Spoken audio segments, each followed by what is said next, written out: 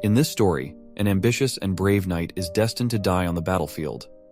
He used to believe that someone like him, whose talents awakened, blossomed, and took root on the battlefield, could start a new life. In that new life, he imagined he could finally create a family, which is something he desperately yearned for. But sadly for him, everything turned out to be just a pipe dream. The knight on his knees before us is none other than the famed Argric from the Drenic Empire, the protagonist of our story. His final opponent is also a great knight, who goes by the name Duke Thermion, one of the 6 Hexaclass knights of the Altheon Empire. Even Argric knows the weight of the challenge before him, especially since he has already felt the crushing pressure of the Black Wave after just a single day on this battlefield. Duke Thermion finds it fascinating that Argric still stands against him, despite knowing he is against one of the 6 Hexaclass knights. He even laments that it would be such a shame to end a blooming talent like our hero here. But Argric is far from surrendering. He defiantly swings his sword as he stands back on his feet and makes it abundantly clear that he was born on the battlefield, and this is where he'll die too. The two contestants begin to walk toward each other, and the sheer aura they exude sends the area into chaos. Duke Thermion can't help but point out that, even though Argric is being so brave, there is still a hint of regret lingering in his eyes. The Duke continues to talk about how Argric could have been a formidable rival for him in the future. But then, he charges his sword with energy, rushing straight at our hero while expressing hope that, once he gets a new life, he will be able to let go of his regrets. With that, the Duke swings his sword, but before Argric kicks the bucket, he narrates that the war between the Drenic Empire and the Altheon Empire has lasted for many years. His mother was a victim of this war, and he was just a newborn when she died due to the chaos around them, leaving him alone in this tumultuous world as an orphan. While other children play with toys and read books, he struggled to contribute to the war and fight for his kingdom. After turning 14, he had to pick up the sword himself and was sent to his first battlefield. He fought bravely, and it was in this moment that his talents awakened. The monocore in his heart amplified his movements and senses to a level he could never have imagined before. He began rising through the ranks among the knights, and surprised everyone by harnessing 3 mana cores and becoming a quad core with 4 cores. His dream of joining the 5 Hexaclass Knights of the Empire was within reach. He finally had the opportunity he had been desperately wanting. He believed that this last war might finally bring him peace from his weary life. So, he fought his final battle valiantly, knowing he was on the brink of achieving everything he had ever dreamed of. That was until Duke Thermion arrived on the scene, and his mere presence sent everyone scattering. Back in the present, that first swing from Duke shatters Argric's sword into bits and pieces, and his dream instantly shattered before his eyes, and the next blow from the Duke pierced his heart, and he reflects how all he wanted to create a family, but he lost. The stab wound sends him flying across the battlefield, crashing hard onto the ground. The impact shatters the earth beneath him as he slides, leaving him bloodied and battered. As he begins to lose consciousness, everything fades to pitch black. But the veil of darkness lifts the moment he opens his eyes. The first thing he sees is husband and wife trying to play with him, or rather, they are trying to play with their child. Argric quickly starts losing his shit once he hears them calling him their child. His father quickly hoists him up, and with a broad smile over his face, he addresses him as Dane. He tells him he must become a fantastic spearman and follow in his father's footsteps. His mother, who goes by the name Lily Sogris, quickly yanks him out of his husband's arms, insisting he will become a fantastic assassin. The husband, Arkan Sogris, and his wife both argue about which career their son should pursue, while Argric feels timid and confused by the bickering. They are apparently traveling in the carriage toward their home, and they argue throughout their journey about the same thing. Lily believes that sneaking through the darkness to assassinate targets and slipping away untouched is a much cooler path, while the father insists that the spear is the most beautiful and complete martial art. Well, that's how it goes for our hero. Just when he had thought he was done for in that battlefield, he miraculously ends up reincarnating. The twist in his story is that he finds himself in the Altheon Empire, his enemy, as the youngest son of a certain count. Once the carriage finally hits the brakes as they enter the mansion grounds, his parents come to a middle ground and decide they'll teach him both skills. But Lily still has not given up, and annoyingly states that their son will become an assassin, while Arkan just laughs it off, insisting that Dane will become a spearman. The carriage driver shakes his head, signaling their arrival, and both parents are a bit confused that they're already there. I guess they must have lost track of time while arguing with each other. The husband quickly hops out of the carriage and decides to help his wife down as well. He extends his hand to her, and she feels a bit embarrassed, and asks him what if the members of the castle see them. He chuckles and replies that he's just trying to hold his wife's hand, so why would that even matter? With that, he escorts his beautiful wife out of the carriage, while Argric can't help but feel awkward watching his dad act like such a simp. But eventually, his awkwardness fades as his eyes widen after taking in the grandeur of the castle. Once they finally make their way inside, Lily can't help but notice how happy Dane seems to be back home. I mean, why wouldn't he be happy? With a house like this and parents that wealthy, it might be easier for his talents to spread their wings than he ever thought possible. 2 months pass since that day, and we find Lily chatting with her son, who has started to babble. She's thrilled that he's finally making sounds, while our boy is equally fascinated to experience this babbling firsthand, something he never got to hear before. You see, opportunities to meet young children were scarce during his time wandering on the battlefield. The few kids he did see were often wrapped in bandages, crying because they had nowhere to go. Many mourning for parents who slowly succumbed to destruction and faded away. So, compared to that, his new home is a fortunate and wealthy place, and he's relieved he won't be starving here at all. Suddenly, the father bursts through the room's door, enthusiastically stepping in with a spear in hand. He proudly announces that this is called a spear. It seems that our boy is not at all a fan of his father's enthusiastic side. He is having a hard time believing that this man is his father, who is the strongest Hexa-class spearman in the Empire, known as Archon Sogris. Even though he does not look like a war hero at all, but he was in fact a war hero known as the Blue Whirlwind.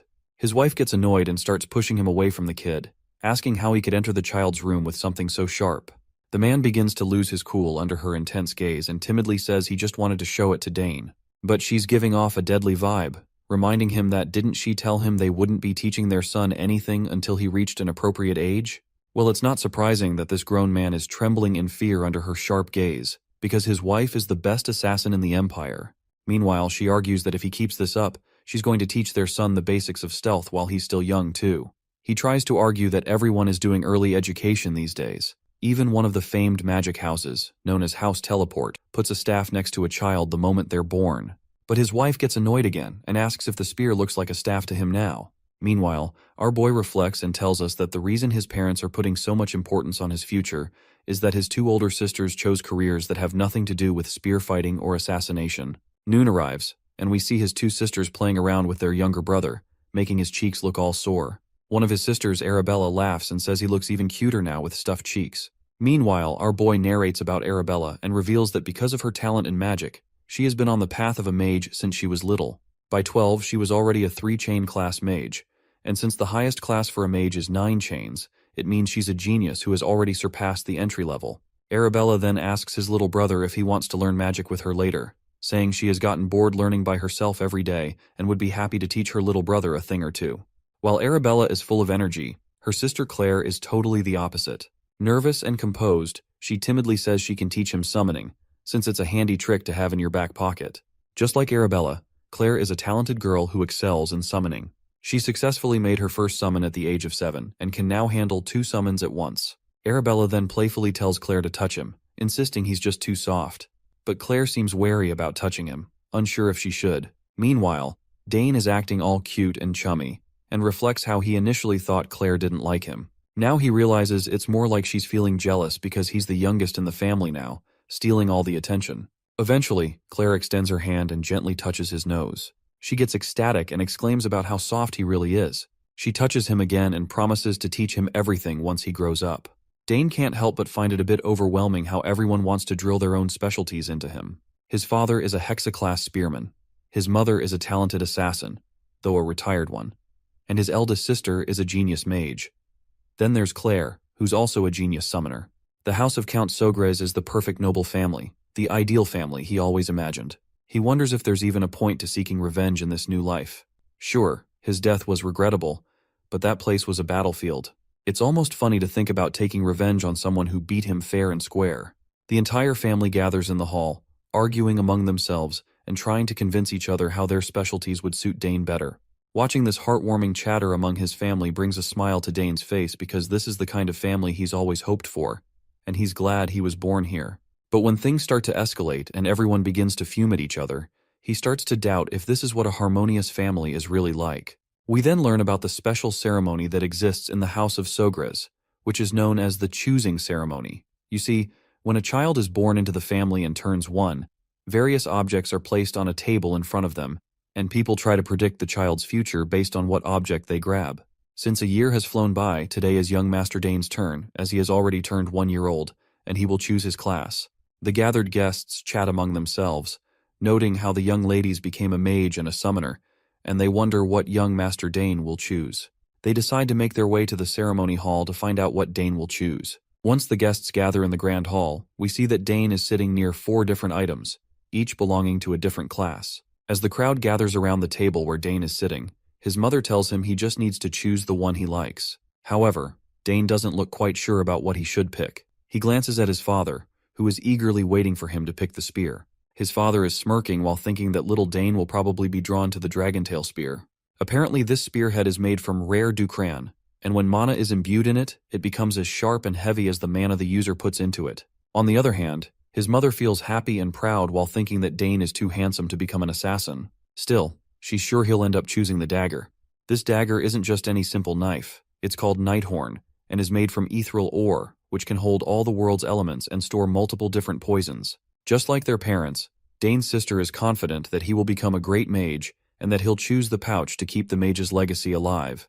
This bag is also a special subspace pouch, an object that can only be used by mages or those with magical talent. On the other hand, Claire, with her usual timid expression, wonders if Dane can summon. The item before him is actually a summon sign, which is a summoner's tool. Summoners use this sign to receive a code based on their talent, allowing them to call upon their summons. But Dane is feeling quite confused and unsure about what to do, because he can literally hear the thoughts of his family members. Eventually, he lets out a sigh and makes his final decision. He starts crawling toward the items, and the crowd's excitement rises with anticipation. As he picks up speed, his parents and siblings are absolutely overjoyed to see him moving, cheering him on in their own ways. His father tells him to choose something sturdy, while his mother encourages him to pick something short and sharp. As he gets closer, a yellow light begins to shimmer from all the items laid out on the table. Dane has no idea what's happening, and his family is just as clueless. On the other hand, the crowd smiles and gets excited as well as shocked when they realize that all of the 4 items just reacted, which is something unheard of. They can't help but admit that the young master seems like a generational genius after all. Meanwhile, Dane is just as bewildered by the situation. He recalls how he was a talented soldier in the battlefield, but in this life, he feels like he's on a whole other level. Little Arabella curiously asks her father what they should do since this has never happened before. But both their father and mother look just as lost, realizing that this means they need to teach him all 4 elements. Of course, this shocks the other 2 ladies, while Dane just smiles heartily in response. Time passes, and we find ourselves in the training hall, where we can hear weapons clashing. It turns out to be none other than Dane and his father. By the looks of it, our boy has grown a lot since we last saw him, which was only about 30 seconds ago, if I'm not mistaken. Arkin flashes a broad grin at his son for his good results, as Dane has perfectly polished the technique he taught him before. The boy thanks his father, and we learn that Dane has now turned 7. As they share a fun laugh, a man suddenly appears on the scene. Dane looks at him curiously, and we see that the man is presenting a spear. Seems like Arkin was clearly expecting the spear to arrive, and he promptly grabs it and offers it to Dane, telling him that this is his birthday gift. He explains that he was originally going to give it to him during the birthday banquet, but he wanted to give it to him before his mom's gift. Arkin further explains that he has been preparing this spear for 2 years, and that it was specially commissioned from a renowned craftsman in the capital. He then wishes him an early happy 7th birthday, and our boy eagerly drops his old stick and grabs the spear from his father, saying he'll use it because it's just so cool. He's really digging how the black handle and silver spearhead look together, and on top of that, it's surprisingly light. His father asks if he likes it, and he responds that he loves it. In fact, he's so excited that he starts fidgeting with it already. His father then asks if he knows the difference between a sword and a spear. Dane explains that with the spear's length, you can effectively keep opponents at a distance, and because of its small point of contact, it has a high attack efficiency. His father agrees, saying that's true, but warns him that as he gets stronger, it'll actually be harder to use than a sword. He points out the fundamental issue with spears. To attack, you need a minimum distance between you and your opponent, but he tells him not to worry about it too much since every weapon has its pros and cons. He explains that even swords, which are often called the perfect weapon, can be weak in certain situations. The son perks up at this, saying he'll keep that in mind. The father then starts spinning the spear in his hand and invites his son for a spar to show him something. Dane is absolutely boggled out of his mind to see the power radiating from his father. This is the first time he's witnessed the insane power flow of a hexaclass spearman, and the magic energy his dad is emitting is just overwhelming. After charging up, the father quickly thrusts the spear forward, and the space around the tip starts to distort. He explains that the reason for the distortion is that he released his magic power while thrusting the spear. This technique utilizes the trait of the core that focuses magic power in one place. The son mentions that he's heard about this from his sister, and explains that humans can exceed their physical abilities as the number of cores increases, meaning their limits can be pushed. He reflects on how, in his past, he had a quad core, and all this knowledge he has right now is from his previous life. Meanwhile, his father starts smiling broadly, thinking about how well his son has been studying, and reminds him that he now has 6 mana cores. Of course, our boy pretends to be shocked, but inside, he thinks about how, if he hadn't died, he could have achieved 6 cores as well. Then, his father encourages him to give his new spear a try. Dane looks a bit hesitant, but his father tells him to just relax his mind, forget his worries, and thrust the spear. The son agrees, and as he holds the spear, he reflects on how, in his past life, he had no interest in spears. After realizing his talent for swordsmanship, he had only used spears as a secondary option, but now, it's finally time for him to give it a try. After striking his stance, he closes his eyes, while his father reflects on how he's got a good form. He can't help but smile ear to ear because it took him 7 years to master this technique. But since his son is still so young, he wonders if he can even pull it off at all. But as soon as Dane thrusts the spear, reality shatters, completely subverting his father's expectations. He genuinely wasn't expecting this miracle to happen. He freaks out and begins to shout, asking his son how he knows so much. Once Dane finishes performing the technique, the man walks over to his son, laughing and saying he did an impressive job. Dane explains that at the moment he thrust the spear, he gathered magic power into one place and imbued it into the spearhead. When the magic power reached the spearhead, he cut off its flow. The father goes bonkers when he hears this and asks if he has formed a mana core. Dane replies yes, revealing that while he was reading a book about creating mana cores, he decided to try it out, and luckily, he was able to succeed. But of course he is lying, because the truth is that he formed it while practicing mana breathing. The father kneels down to get eye level with his son, unable to help but feel proud. He's sure that one day his son will become an extraordinary warrior. Dane just flashes a smile, while thinking in his head about all the surprises he has in store for the future that are sure to blow his father's mind. Meanwhile, the father wonders if his son will really become a mage, a spearman, an assassin, and a summoner all at once. As night falls, it's finally the start of Dane's 7th birthday. Guests are gathering in the castle, and the hall is filled with music and the clamor of laughter. Everyone is having the time of their lives. Duke Bout, the same guy who killed our boy in his past life, is also attending the party. Once he spots Arkan, he calls him over to catch up. Arkan addresses him with the title Duke, but Bout tells him to drop the formality and just talk like they usually do. As we know, Bout is from the greatest house of the Altheon Empire and the head of the Thermion Duchy. Arkan quickly dashes toward his friend and whispers that many people are watching them, so he needs to keep up the act of formality. The Duke tells him to do as he pleases and asks where his son is. That's when Arkan calls out to Dane and tells him to say hello to Duke Thermion. As soon as he hears the mention of Duke Thermion, Dane's mind flashes back into the past where he had the last encounter with this man. Once our boy finally appears before the Duke, he introduces himself as Dane Sugres and bows his head, saying it's an honor to meet him. The Duke laughs, impressed by the kid's manners, and asks his father if Dane is also learning to use a spear, to which Arkan replies that he is. At that moment, a little lady approaches Duke Bout from behind, and when Dane's eyes land on her, he is startled for a moment. The girl greets Count Sogres promptly, bowing her head to show her proper manners. She introduces herself as Layla Thermion, the youngest daughter of the Thermion Duchy. After this acquaintance, the celebration continued onward. The guests enjoyed the music and the beautiful evening. But this could not be said for Arkan Sogres and Bout Thermion, all because Baroness Thermion was still ill.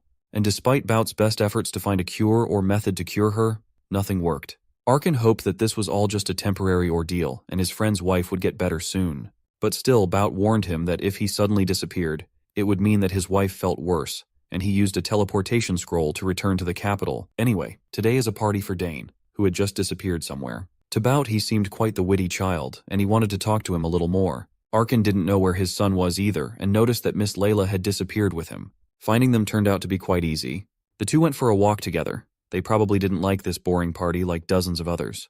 But what the two were talking about was a mystery to their parents. In private, Layla was very talkative, and to be honest, she didn't like to follow her father to all these noble parties. But this time she was glad she had come. Layla had heard a lot about how handsome Dane was, but now he looked even better in the moonlight, and she liked this place. Dane was glad to hear that she liked it here. Unlike the capital, the Sogres family's territory was a nice and quiet place. That's why Layla envied him. At her house, there's always something going on. Nobles come every day with business and offers to her father. Sometimes even the imperial family shows up. And the most annoying thing is that every time someone comes, she has to dress in formal dress and go out to greet them. That's exactly what she just hates. Instead of all that, she'd like to wear something practical and simple and practice with her sword all day. Dane was surprised that such a small and seemingly harmless girl was practicing with a sword and not magic. He himself loved his quiet territory. It wasn't as lively as the capital, and it gives him a lot of free time to practice with his spear, which he just loves. Layla was surprised at first that he was using a spear, but then she remembered his father's nickname and everything fell into place. She had heard many times from her father how incredible Blue Whirlwind was, and since Dane is practicing so hard with the spear, it means he wants to join the academy too. However, that wasn't why Dane was practicing with the spear. Layla was surprised by this answer. For her to practice hard to join the academy was an obvious choice. She had heard that just getting in was incredibly difficult. Well, Dane didn't really doubt that he would get in, and he was only practicing because he wanted to be even better after he entered the academy. Layla couldn't believe his confidence, so she asked him what he would do if he failed to get in. Well, even in that case, our hero was not going to get upset and give up. Instead, he would just try again. And if even with the second attempt will not work, he will take it as an answer that this is not his way. Layla just couldn't believe such a casual attitude towards the future. So she asked him if he was afraid of upsetting his family and home. And of course, our hero was not concerned. Compared to the trials of his past life, it was nothing. Layla, on the other hand, had only to envy him. Her home considers failure to be unacceptable. Although Dane had lived surrounded by nobles for 7 years, he was still surprised at how petty nobles were for worrying about such stuff. As for Layla, he had no doubt that she would succeed. When she heard the encouraging words, she just lit up and gladly offered Dane to look at her swordsmanship skills. Our hero was a little surprised by such eagerness, but it was impossible to stop her when the opportunity to practice with a sword appeared on the horizon. Layla immediately asked where the training ground was, and Dane had to accompany her, hoping that nothing would happen there. On the training ground, Layla did not hold back and made move after move like an experienced swordsman. To a beginner's eye, her movements might have seemed perfect, but our hero was far from a beginner. Watching her movements, he had to admit that her transition from attack to defense and back flowed very smoothly, and the timings of her attacks were excellent. But there was one point. After a while, her movements stopped hitting the beat and lost their flow. Out of breath after the exercise, a satisfied Layla asked him what he thought of her movements. At first, Dane was not very honest and said that she acted fantastically and that he enjoyed watching her. Layla was quite pleased with this praise, but Dane decided to be honest with her. He noticed that she still had room to improve. For example, after the third form, Layla was taking a half step more than necessary. And then it happened again with subsequent forms. These repeated extra half steps then made the later sword forms feel slightly out of alignment. Such criticism left Layla speechless. It seemed like she was about to cry, and Dane was beginning to think that such criticism was too blatant for her. He even started to apologize for upsetting her, and even said that maybe he was wrong because he had seen the swordsman wielding the sword a long time ago. But he was worried for nothing. Layla quickly gained control of herself and gripped the sword tighter. Now she realized her mistake. Now she started repeating the training moves again, and this time they were perfect. Dane's advice was exactly the puzzle she was missing for perfection. Her joy and gratitude was unbounded. She even hugged Dane. Our hero tried to resist, but it didn't work so well. Layla was simply fascinated by how much he knew about swordsmanship. In an instant, he noticed what she had been doing wrong all this time, and what her teachers hadn't told her. She promised she would remember his help. Eventually, she let Dane go, nearly suffocating him in her arms. But then she almost chopped him with her sword. That little lady really needs a lesson in neatness. Dane was caught off guard by such a sudden hug, but you couldn't say he didn't like it. Of course, their moment of privacy was soon interrupted by the shouts of servants looking everywhere for them. They had rested enough from the banquet and were not going to hide, so they hurried back, so they wouldn't be found on the training ground. When they returned, Dane was the center of attention as his parents officially congratulated him on his birthday and the discovery of his first mana core, and of course they gave him a present. It was a brooch with the family crest, similar to the ones his older sisters had. His mother advised him to treasure the gift, for this brooch would now serve as a proof of his status and honor. After his parents, all the guests joined in the congratulations. Dane had now officially and truly earned the name Sogres, and no one present doubted that he would grow up to be a fine man like his father. Dane's parents were very happy, and so was little Dane himself, for it was the first time in his 2 lives that he had received such warm congratulations from so many people. Suddenly, the whole room shook. The guests started screaming and panicking, thinking it was either an earthquake or an enemy invasion. Dane also began to worry, but his father quickly reassured him that there was nothing to be frightened of. Arkan Sogres knew very well what was going on. Even though he had hoped that today would be a calm day, apparently his daughter didn't listen to him. Dane really didn't know that. Lightning bolts appeared near the very ceiling of the hall, and in a second, a portal appeared above the frightened guests. There was no end to the guests' bewilderment when a small figure flew out of that portal, who apparently laughed at the laws of physics, and landed on the floor without any trouble at all. It was Dane's older sister Arabella, and in her opinion, she wasn't late at all. The guests still couldn't lift their jaws from the floor, surprised that such a young lady could already use teleportation magic. Normally, to open even a small gate, one had to reach at least 5 chains. Dane did not admire her power at all, but rather was annoyed at how loud and flashy she was. But as soon as the guests calmed down a bit, a huge monster appeared in the sky. A large wyvern with a rider. It seems that this time Lady Claire frightened the guests. She was in a bad mood though. She was only one step too late to get ahead of her sister. As she entered, the guests around her started talking about how they had heard she was a brilliant summoner, but no one expected her to control a wyvern at only age of 16. Finally, they were home again, and together they stood before their parents and brother to wish a happy birthday to their little favorite brother Dane. After both of their flashy entrances, Dane's sisters hurriedly shoved their respective gifts at him as they wished their little brother a happy birthday. He thanked Arabella and Claire for coming all the way back home, even though they were busy with their studies. The girls were just excited to see their little bro open the gifts. Duke Arkin nearly shed a tear at the preferential treatment his son was getting. His daughters only got him a letter for his birthday after all. Dane opened the box Arabella handed him, and inside was a ring transformed into a convenient dimensional pouch. She designed the artifact herself. The subspace magic used in its crafting belonged to the highest chain. Arabella's esteemed professor applied it to the ring. It is common knowledge just how difficult it is to imbue subspace magic into any item. Arabella took the ring and adoringly took her brother's hand to put it on. She must have spent a lot of time designing an artifact capable of withstanding a whole subspace. She also applied Dane's genetic code to the ring, so no one else would be able to use it except her little bro. It's a one-of-a-kind item. Mommy Lily examined the ring and saw a small wave of mana running around the artifact, which meant it was made using the highest grade of magic stones. Arabella explained that all Dane had to do was imbue a bit of mana into the ring, and the subspace would be established. It's much more convenient than normal dimensional pouches. That fact alone made this an invaluable artifact. As far as Dane could remember, these types of tools were something only used by the wealthy on the battlefield. Only noble-born commanders and high-ranking magicians wielded such convenient power. The ring would also grow as he got older, adapting to his body. Dane tried to imbue his mana into the artifact, and a green portal opened in front of everyone. Duke Arkin was stunned to see his son do it so effortlessly. Claire, Duke Bout-Thermion, and Layla were flabbergasted at the radiant display of magic. Dane managed to open a subspace faster than Arabella had done years ago. He was a genius, there's no doubt about it.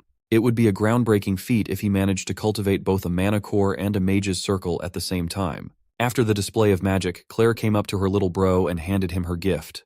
Dane slowly opened the present while sincerely thanking his big sis. Inside the wooden box was a peculiar-looking egg laid on top of a soft cloth. Confused, he grabbed the egg and asked what it was. Claire panicked and warned him to be careful with it, as it was not an ordinary egg. Everyone in the family was also curious as to what this odd gift was, but Claire only revealed what it was to Dane. She whispered that it was a familiar. She got it by accident while she was trying to summon Decaron. Claire herself doesn't know what will hatch from it, but everyone in the world knows how precious a familiar could be. Dane tried to picture what this odd egg would give him. He had heard about familiars before. Unlike summons, they are an entirely different entity. A familiar summoned once can permanently remain in the real world. Claire asserted that Dane should keep this egg a secret until it hatches in the future. He promised that he would. All the whispering between the two irritated Arabella, who was feeling left out. As for Claire's instructions, Dane must make sure to pour his mana into the egg once in the morning and once in the evening to make it recognize him as its master. Lily was just glad that her little boy was receiving such incredible gifts. It showed how much her children cared about each other. With the gift-giving done, Duke Arkin cleared his throat and reminded his daughters to at least say hello to their parents, seeing as they crashed the party after saying they might not be able to make it. Realizing that they hadn't said a word to their parents since arrival, the girls awkwardly greeted their father. Duke Arkin was a big softy when it came to his children, so he didn't really mind. He was just glad to see his girls again. Since they went off to pursue their professions, the girls rarely came home anymore, so Duke Arkin was glad to see them looking healthy. Layla watched the Sogre's family being so lovingly loud and jovial with one another from afar. The little girl could not help but compare her own home situation to theirs. Dane noticed her staring at them and turned his head. He noticed the dip in her mood as she silently walked away. He wondered why she looked so lonely and sad in the middle of a lively crowd of nobles. The banquet wrapped up, and the next day came. Duke Bout-Thermion stayed the night and was now walking through Sogre's territory. He could not help but think about how incredibly talented Arabella Sogres was. As expected of the best mage at the academy, her talent in the magical arts was unparalleled. The girl could be the perfect match for Duke Thermion's son, the academy's best swordsman. If House Sogris and Thermion could combine through a marriage between those two, it would give birth to a faction that could rival even the imperial family. If that happened, no one would be able to mess with both houses and their children. So, Duke Thermion decided to bring up the matter of engagement between the eldest children in today's conversation with Archon. On the way to meet the other Duke, Thermion caught the sound of steel nearby. It came from the training grounds, so someone must be honing their technique inside incredibly early in the morning. Of course, it was Dane polishing his spear skills with utmost focus. He had gotten quite deadly with the weapon. With years of training with his dad and his insane work ethic, he had long since become combat ready. Dane's focus was unparalleled. He moved with the fluidity and sharpness of a veteran warrior, flying all over the battlefield while delivering multiple killing blows. He pushed his speed even harder and kicked the intensity to a higher gear. Finally, his arms blurred as he delivered countless spear stabs in a short amount of time. Curiosity got the best of Duke Thermion, and he ended up spying on the boys training from afar. He was pleasantly surprised by the youngest son of House Sogris going sicko mode in training. With his experienced eyes, he could discern how incredibly polished Dane's technique was. His movements and concentration did not feel like those of a 7-year-old at all. Even his simple stabs were refined to a terrifying degree. Everything was executed to such a high degree that spearmen who have been on the battlefield for years could still learn from it. When Dane finally wrapped up his last sequence, he was huffing and puffing for air. Duke Thermion was thoroughly impressed from start to finish. What he had just witnessed felt impossible. He had heard rumors about the young Sogris showing incredible talent, even way back when he was just a baby. But he always thought those were just exaggerated hearsay. Now he knew those rumors were true. After a little break, Dane went back to practicing. He focused on his movement and footwork this time around. Being one of the strongest swordsmen in the land, Duke Thermion could not help but notice that the kid's stance and footwork seemed similar to a swordmaster's. The Duke started considering that the kid might have even picked up swordsmanship to a high degree at such a young age. Finally, Dane noticed that someone was watching him from the doorway. He brandished his spear, ready to strike, as he warned whoever was sneakily watching him to come out instead of hiding. Duke Thermion got too excited and ended up getting detected by a kid. It was not his proudest moment as a skilled warrior. The more he thought about Dane's movements, the more strangely familiar they felt. He was certain he had seen that same footwork somewhere before. The Duke had to reveal himself and apologize to Dane for eavesdropping on his private training session. He insisted he wasn't trying to do anything shady. Seeing as the eavesdropper was Duke Thermion, Dane felt bad for speaking out of turn. Even though he had been living in his current body for 7 years now, this man was still the one who defeated and killed him in his previous life. Remembering his etiquette training, Dane Sogris formally greeted the Duke. Duke Thermion confessed that he was mesmerized by the sight of the rising star's early morning training and apologized once more. The kid held his own, responding that he was forgiven. The Duke was amused by his guts to speak as if they were equals. Now that he had a closer look at Dane, he noticed that the boy's body wasn't even showing signs of fatigue or trembling despite such intense training. When he was his age, he hadn't even made a manicore.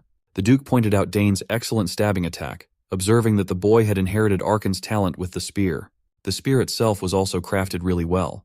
Dane formally thanked the Duke for recognizing his technique, and the old man smirked. Not only was this kid a lethal soldier, but he also knew what to say at any given moment. In comparison, his own son did not have such excellent skills and manners when he was 7. This little detour made Duke Thermion consider arranging a marriage between Layla and Dane as well. So he slyly interjected that his daughter had also been training her swordsmanship. He suggested that since they were of similar age, they should look out for each other once they entered the academy in the future. Dane continued responding politely. The Duke liked the young man's forthrightness. Finally, Duke Thermion excused himself so as not to bother Dane's training any more than he already had. But before leaving the training hall, he still had one more curious question he wanted answered. He wanted to know if the kid had ever trained in swordsmanship too. Dane made a mistake in front of the Duke. His old habits must have come out without realizing it. Given Duke Thermion's discerning eyes, it's not surprising that he recognized the minuscule habits in one look. Dane answered that he had just read some textbooks on basic swordsmanship, but had never formally trained in it. The Duke still found it strange that he sensed something akin to raw battlefield sense in the kid. But common sense dictates that an inexperienced child couldn't have that killer instinct. At last, the Duke finally got off his back and bade farewell, and Dane sent him off. Duke Thermion also extended an invitation for him to visit if he happened to come to the capital in the future. The swordsman had become personally interested in Dane's talents. Dane wondered if the man still remembered him. Just thinking about defeating someone who ended his life before was already getting his blood pumping. If he laid a solid foundation and prepared step by step, He was certain he could surpass the Duke. It's one of his goals to defeat the mighty Bout Thermian in this life. Continuing with his training, Dane lost track of time, and Hernan, the attendant, had to fetch him. He was always watching the kid from the shadows, always ready to attend to his needs. With Hernan's faint presence, Dane reckoned that this guy could be talented enough to learn assassination and stealth skills. Today, everyone had been very busy preparing for the second banquet. Some of the nobles had already begun to arrive. In their location, gathering more than 30 noble families to arrive on the exact date was difficult. As for Dane's sisters, they had already opened a teleporter gate and went back to the academy together. It couldn't be helped as they had midterm exams soon. For now, it was about time for Dane to clean up and dress up too. He made a mental note to take a closer look at the gifts his sisters gave him last night. After his intense training, Dane was tended to and dressed up. He entered the family hall with his mom and dad and mingled with various nobles. Dane had to put his etiquette training into practice the whole night as he schmoozed with high society. He was paraded around as the birthday boy. Everyone's attention was fixed on him. Finally, he managed to get out of the banquet hall and breathe. The life of a noble was a tiring one. His schedule was more packed than usual as the birthday boy, but at least he could always find solace resting in their beautiful garden. Mr. Gardner had worked hard to cultivate this special place beautifully, the kind of beauty that gives peace. Dane looked at the flowers in full bloom, exploding with their unique colors as butterflies danced around. He remembered his oldest sister lecturing him about how flowers contain the most mana in nature. Since he had a little bit of time to kill, he might as well try and analyze the mana in these flowers. Dane closed his eyes and concentrated on the natural flow of magic in the air. Without opening his eyes, he began grasping the concept his sister explained to him. He started sensing the mana in the flowers. He had been training in multiple fields all at once but had not seen any noticeable development in mage magic and summoning magic. He was having a hard time picking and choosing what fields to devote his time to. Having too many talents could be troublesome at times like this. Bro was literally suffering from success. After spending a few minutes immersed in the natural mana in the garden, he finally saw the mana in the flowers. He could not believe that such a small thing could contain such a massive, rushing mana flow. If one can feel the flow of nature and somehow make it their own, the principle could settle into the body to form a magic circle. That's precisely what is happening now. It helped a lot that his body's mana affinity had always been tremendous. He could clearly see something others could only faintly feel with their sixth sense. Just one trip to the garden had improved his perception of mana by a ton. What he could only faintly see before had become clearer. He was so close to grasping the inner workings of magic when he felt something shatter. Meanwhile, two noble kids had also found their way into the garden, bored by the chit-chat of the grown-ups in the banquet hall. They were siblings. The older redhead was just bitter that no one was paying attention to him as everyone was talking about the genius Sogris kid. He aggressively walked on top of the bed of flowers, destroying them in the process. The red-headed siblings had lost their way into the massive garden and happened to see Dane standing around in a daze. They eyed his clothes and mistakenly assessed that Dane must be a servant and yelled at him. He did not take too kindly to this disrespectful brat. The bastard dared to order him to lead him and his brother to the exit. Dane saw what they were doing to the flowers and yelled at them to stop stomping on the plants. Red Bastard had the nerve to feel offended for being yelled at.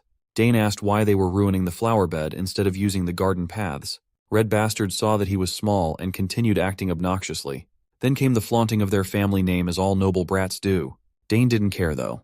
To him they just looked like a pair of brutes ruining his garden's flower bed. Red Bastard did not like being called a brute, but he acted like one and grabbed Dane by the collar. He and his brother were the sons of Count Tyron, a guest of the castle. Hearing the name of Count Tyron reminded Dane of a memory from his previous life. That guy was the noble he captured after a shameful defeat on the battlefield. He remembered Count Tyron as an irritating noble, one of those horrible bastards. Based on the behavior of the brute in front of him right now, the phrase, like father, like son, seemed perfect. Red Bastard continued flexing his family name, boasting that they were famous in the capital. He even bragged that his house could make Dane disappear without a trace, so he had better watch his mouth. Dane knew plenty of dumbasses like this kid from before. He knew that words wouldn't get through Red Bastard's thick skull filled with air. The boy raised his fist, swinging at Dane while still thinking he was just roughing up a mere servant. Dane wasn't going to let that happen though. He responded by bashing his head against Red Bastard's nose as hard as he could. It was a critical hit that nearly crushed the Red Bastard's snorter. The little brother worriedly called his big bro. He checked on Red Bastard, who slumped on the ground after being hit hard. Wiping his nose, he saw blood and started freaking out as though he had never bled before. When he saw the red in his hand, Red Bastard's blood boiled, and he threatened to kill Dane. Finding the threat amusing, our boy stood on business and dared the brat to go ahead and try. Red Bastard wanted to pay back blood with blood. His little brother had some sense in him and wanted to stop his big bro, but Red Bastard was way too arrogant to be stopped. The brute launched a punch forward, and Dane nonchalantly dodged by, jumping back. It was a mismatch through and through. Dane was way too slippery for an amateur. While he let the Red Bastard tire out, he observed that the brat's footwork was too sloppy, as if he had never held a weapon in his life. Dane considered that the bastard might be a mage or a summoner. The barrage of punches continued, none of them even coming close to hitting a single strand of Dane's hair. Red Bastard's nose continued to bleed as his patience ran thin. Dane continued playing with his enemy using his superior footwork, and an idea came to his mind. Maybe he could harness the flow of magic he saw on the flower earlier and incorporate his will into it. If he succeeded, he should be able to compress that force into a physical form. He might as well use this opportunity to test it out in combat. The bastard's little brother watched on the sidelines with his mouth wide open. Dane planted his feet on the ground and started accumulating magic in his hands. He visualized a ball of raw mana and sent it hurtling toward the brat's stomach. The force was powerful enough to send Red Bastard painfully crashing onto the grass, making a mess of the concrete on the way. He screamed in agony, his body and ego bruised. Lil Bro checked on his loser Big Bro lying on the bed of flowers. Dane was more concerned about the flower bed he had just ruined than the bastard's well-being. But the Red Bastard was tenacious. He still had enough gas in the tank to stand back up. Seeing as Dane could use magic, Red Bastard demanded to know who Dane was. Lil Bro continued trying to discourage his Big Bro to no avail. His pride was too wounded to care about any fallout or trouble. Red Bastard beckoned the mana inside his body and started opening some sort of insidious portal. Dane was surprised to see the familiar sight. This type of magic belonged to summoners. The mana swirled and coalesced together until a translucent wolf started descending to the ground. The wolf looked bloodthirsty and predatory, with its snarling sharp fangs. Red Bastard laughed maniacally as he called his summon named Genpu. He finally introduced himself as Digron Tyran, ready to show Dane the consequences of messing with someone of his stature. Dane heard the brat ordered the wolf to tear him apart, but he was unimpressed by the mere wolf summon. It certainly felt lacking, as he had gotten used to seeing his sister Claire summoning fearsome beasts like her wyvern. Digron stood far away as Genpu lunged at the unmoving Dane. He just looked at the wolf in the eye and did not budge. Genpu must have sensed that he would suffer a horrible fate if he dared to go through with the attack. So, the wolf turned its tail and did a 180 spin. Its aura visibly changed as though the aggression against Dane had totally dissipated. The Tyran brothers were dumbfounded. Digron's pride, his summon, had seemingly turned against him. Right now, the big puppy was behaving as though he was subservient to Dane. Digron yelled at his summon to rip Dane's throat and end his life, but the orders fell on deaf ears. In response, the puppy started happily wagging its tail toward Dane. Sensing no ill will from the summoned beast, Dane gave the good boy some gentle pets. Even he had no clue how this turn of events happened. Now that he thought about it, even Claire's summons had always been friendly to him. Even the wyvern played with him sometimes. At that time, he simply thought that it was due to his blood ties with his sister. But in a situation like this, where there was no familiar relation, the summoned beast still behaved in a friendly manner. This could mean that he had an abnormally high favorability to all kinds of summoned beasts, or Genpu's favorability toward his bastard summoner had hit rock bottom. Digron could not understand what was happening. He had never heard of a summon betraying their master. Dane was just winning on every front, and he continued taunting Digron to come at him. Lil Bro was practically begging his big bro to stop embarrassing himself and accept the L to no avail. Digron's pathetic ass still wanted to fight, but Lil Bro really needed this fight to be over. The poor kid, caught up by his brother's foolishness, had peed his shorts in fear. Lil Bro cried, and Digron cursed him out for being an embarrassment. Dane added salt to the wound in their pride by pointing out the bathhouse in the basement of the main castle. Digron used his little brother's accident to get out of Dodge. As if he hadn't made enough of a fool of himself already, he ordered Dane to stay in the garden. Dane just stared at the pathetic loser with disgust. Digron did not even take his summon with him. Our boy continued hanging out in the garden, experimenting with his new understanding of mana. He tried to practice a trick that Claire taught him before. He identified what was left of the faint link between that bastard Digron and Genpu. He cut that thing off and carefully overwrote the link with his own magic. In doing so, the wolf and he became officially connected. A kid who hadn't done anything close to a proper summoning managed to pull off the intricate trick by just leveraging his high favorability with summoned beasts. Now, he had officially succeeded as a summoner. While he was basking in the glory of his success, Dane heard a familiarly annoying voice seemingly looking for him. Digron Tyran, the bratty bastard, actually called his daddy and snitched that he was bullied by some kid in the garden and pointed Dane out. The coward plugged his nose holes to stop the bleeding while bitching to his dad about being knocked around by Dane and canceling the link with his summon. Big boy Mogard Tyron stepped forward and introduced himself as the head of the Tyron Count family, one of the capital's great nobles, with gusto. He asked if Dane really messed up his son's face and forcefully stole his summon. Our boy was not one to back out in front of a pig, so he stood on business and owned what he did. He noticed that Mogard Tyron looked a lot fatter now than when he captured the pig as a prisoner. Peace times must be treating him really well, even though he was a disgrace on the battlefield. Mogard continued posturing as he asserted that he could not let this matter come to pass. Messing with his kids was something he could not overlook. The pig continued with his barrage of demanding questions and finally asked the kid to reveal his identity. Our boy held his head high and formally introduced himself as Dane Sogres, the youngest son of Arkan Sogres, the Lord of the South, and the head of the Sogres Count family. Boy gave them that Game of Thrones intro. This introduction stunned the trashy father and son duo. They had unknowingly offended the fucking birthday boy. They didn't know that they were messing with the famed rising star of the South. The Duke is quite bewildered by this unexpected encounter with the youngest son of House of Sogres. Speaking of great noble houses, he recalls how he was taken prisoner by that guy Argrick and had no significant contribution in the war, leaving every great noble laughing at him. Right now, he sees this as a perfect opportunity to maneuver the situation in his favor, intending to ruin the Count Sogres' name and use that as a pretext to demand mining rights. The nobles who once looked down on him will soon be bowing before him. With that in mind, the big brain fatty turns to our boy, asking if he's the birthday boy Dane.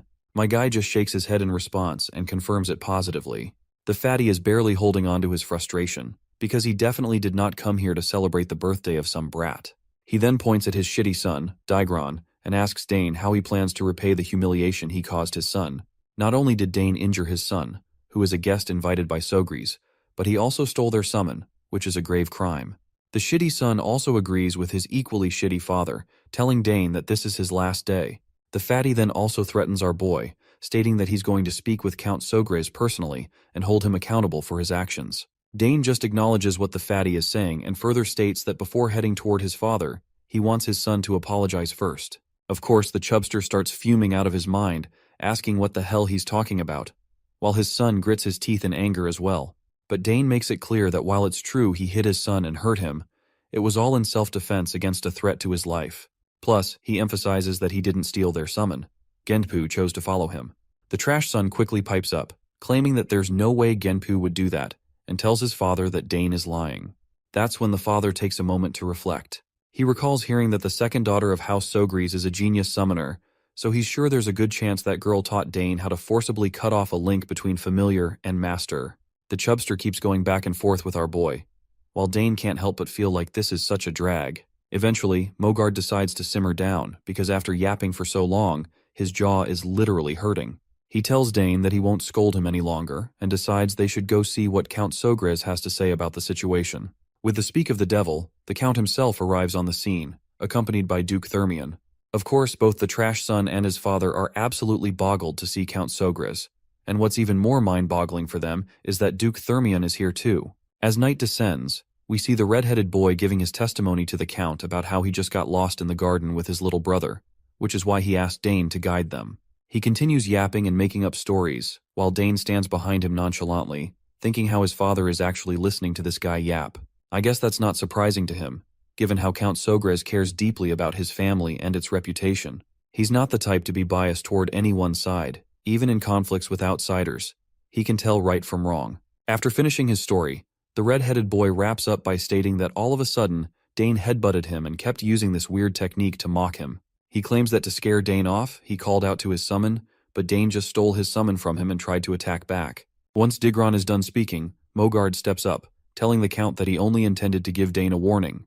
However, he insists that stealing someone's summon is clearly wrong, and he simply can't let that part slide. Finally, Count Sogres also speaks up, letting Mogard know that he won't roll on his judgment just after hearing one side of this quarrel.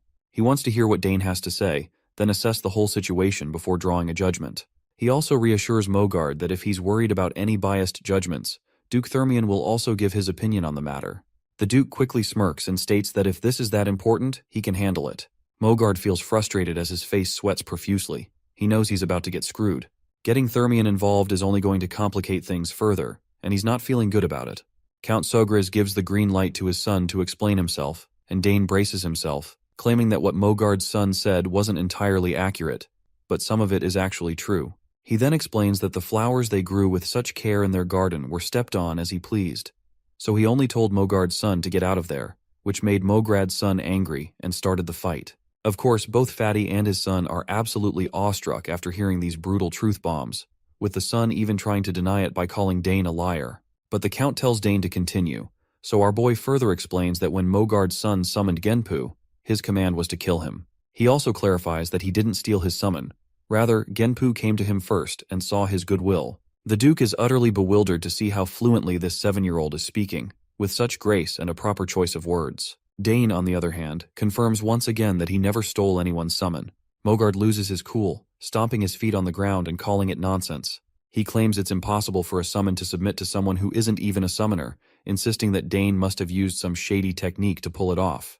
But not surprisingly, Dane informs Mogard that he possesses an innate affinity with summons, and a summon that isn't close enough to its master could submit to someone like him as well. Mogard refuses to believe it, while our boy simply states that this is actually true. Mogard's face looks like he's going through serious constipation, and he just says that this kid is just making things up. The Duke then chimes in, suggesting they should just be able to prove it with a summon. Count Sogres turns to his son, asking if he can prove it, to which Dane agrees. Meanwhile, Mogard shoots a death glare at his son for putting him in this hot mess, while the bratty son feels sure he's about to get screwed by his father, as he has no idea what he'll do if he fails to summon Genpu. Once the bratty son tries to summon Genpu, he utterly fails, prompting his father to yell at him, just as expected. On the other hand, Dane just smirks, thinking about how he has already severed the connection, so of course there's no way the boy could summon Genpu back. Dane then decides to demonstrate himself by summoning Genpu, but adds that in order to do that, he needs a sign that Mogard's son possesses. The bratty son gets angry, questioning the audacity of Dane demanding his sign. He yaps a lot of nonsense, but Count Sogres cuts him off, reminding him that according to their own words, even if Dane uses the sign, he shouldn't be able to summon Genpu. So, there's no harm in trying. Mogard sweats as he has no option other than to give the sign, so he reluctantly tells his bratty son, Digron, to hand it over. The redhead nearly teeters on the brink of tears, but his father just tells him to hurry up. Once Dane has the sign in his hand, he starts his mojo, and he also reveals to us that since a summon sign has a summoner's unique code name engraved on it, no one else is usually able to use it. However, Genpu, which Digron summoned, was imbued with his mana, so the summon sign is just a vehicle, and Genpu has already connected with him. As soon as he calls out to Genpu, the monster appears and starts licking his cheeks. The Count and the Duke are both in awe, while Mogard and Digron tremble after getting exposed for lying. The Duke finds it amazing and wonders if Dane was not also learning spearmanship. His father confirms this, but admits he isn't entirely sure about his son's abilities either. The Chubster, on the other hand, realizes he's screwed, as his entire plan has backfired. The Count then turns to him, asking if he acknowledges that Dane is telling the truth. The fatty quickly tries to play it cool, laughing it off while admitting that they perhaps mistook Dane for stealing their summon. He also concedes that his son wasn't truly trying to kill Dane, and he asks his bratty son if that's right. Digron trembles but nods along with his father, saying he was just trying to scare Dane off. But our boy is furious to see these bastards trying to weasel out of accountability so easily. Before the two seniors can roll their final verdict on the matter, a lady strolls into the scene, startling everyone present, especially Dane, who is wide-eyed to see Layla. As soon as she saunters into the scene, she claims that what Digron is saying is not true.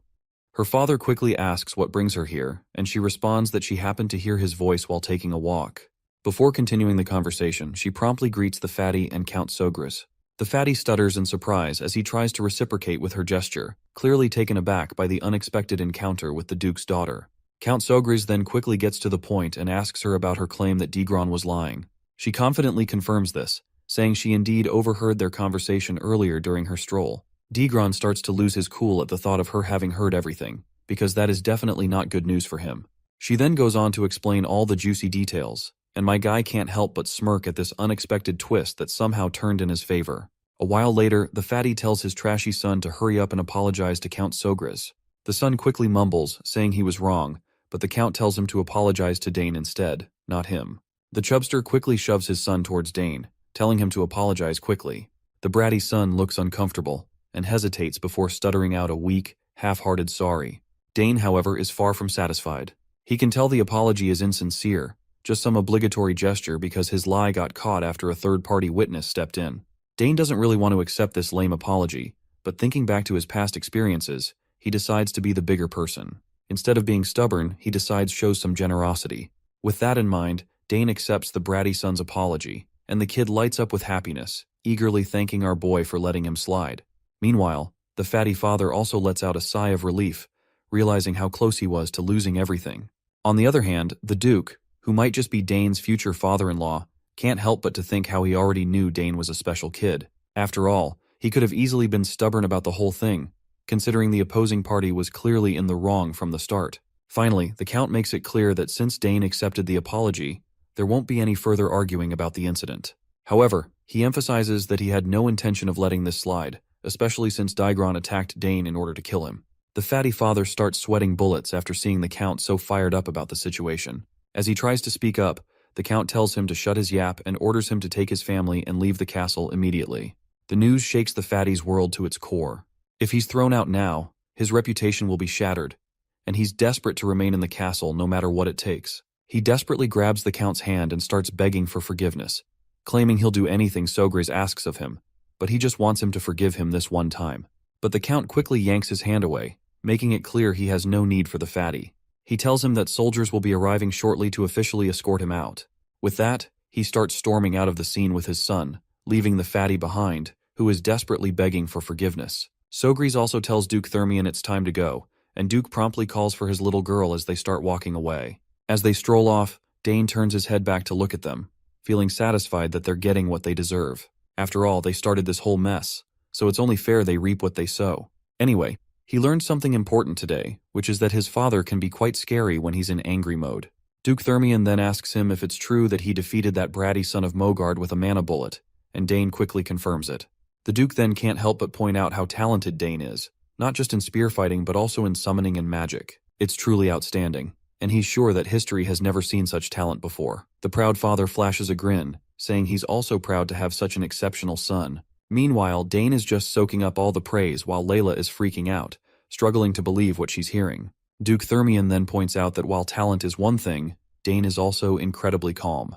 Most kids tend to get agitated during fights, and they stubbornly insist that they are in the right, but Dane doesn't do that. The Duke has no doubt that this boy will grow up to be a fine man. The father quickly gives Dane a gentle pat on the head, saying it's too early to tell for sure. They'll have to wait until he's all grown up to see how things turn out. He also points out that it's all thanks to Layla that the incident was resolved peacefully. Without her testimony, things could have turned really ugly. Once Duke Thermion hears this, he's quite surprised that Sogris have such a positive view of Layla. He does not let this opportunity go to waste and tries to downplay her role in the incident, suggesting that if the Count acknowledges her so much, maybe they should start discussing their marriage. Of course, Sogris is startled to hear this, and he can see how eager the Duke is to marry his daughter. To dodge the bullet, he quickly shifts the conversation, noting that the sun is already setting and it's almost time for the banquet. With that, he bolts out of the scene, telling them that he will meet them in the hall. Thermion then also tells his daughter to take her time heading back with Dane. He quickly starts running after the Count, mentioning he wants to have a little chat with him, leaving the two kids behind. As they walk, Layla turns to our boy and asks why the summoned ignored its summoner and obeyed him instead. She claims she's seen famous summoners duel many times in the capital but has never witnessed anything like this. Dane shrugs and admits he's not sure either. It just kind of happened. Of course, Layla pouts annoyingly to see that Dane is intentionally hiding the truth, even though she's the one who helped him get out of that mess. But my guy remains nonchalant and reminds her that he also helped her, bringing up the time when he assisted her with her swordsmanship. Layla thinks back to that moment and reluctantly agrees that he's right. Finally, Dane decides that since they've helped each other once, they can do it again. He tells her she's free to ask him anything. Right away, the girl perks up in excitement as she exclaims that she wants to learn it right now. Dane is startled by her impatience and wonders what could be so urgent to learn. He asks her what she wants to learn, and she quickly tells him to teach her how to use a mana bullet.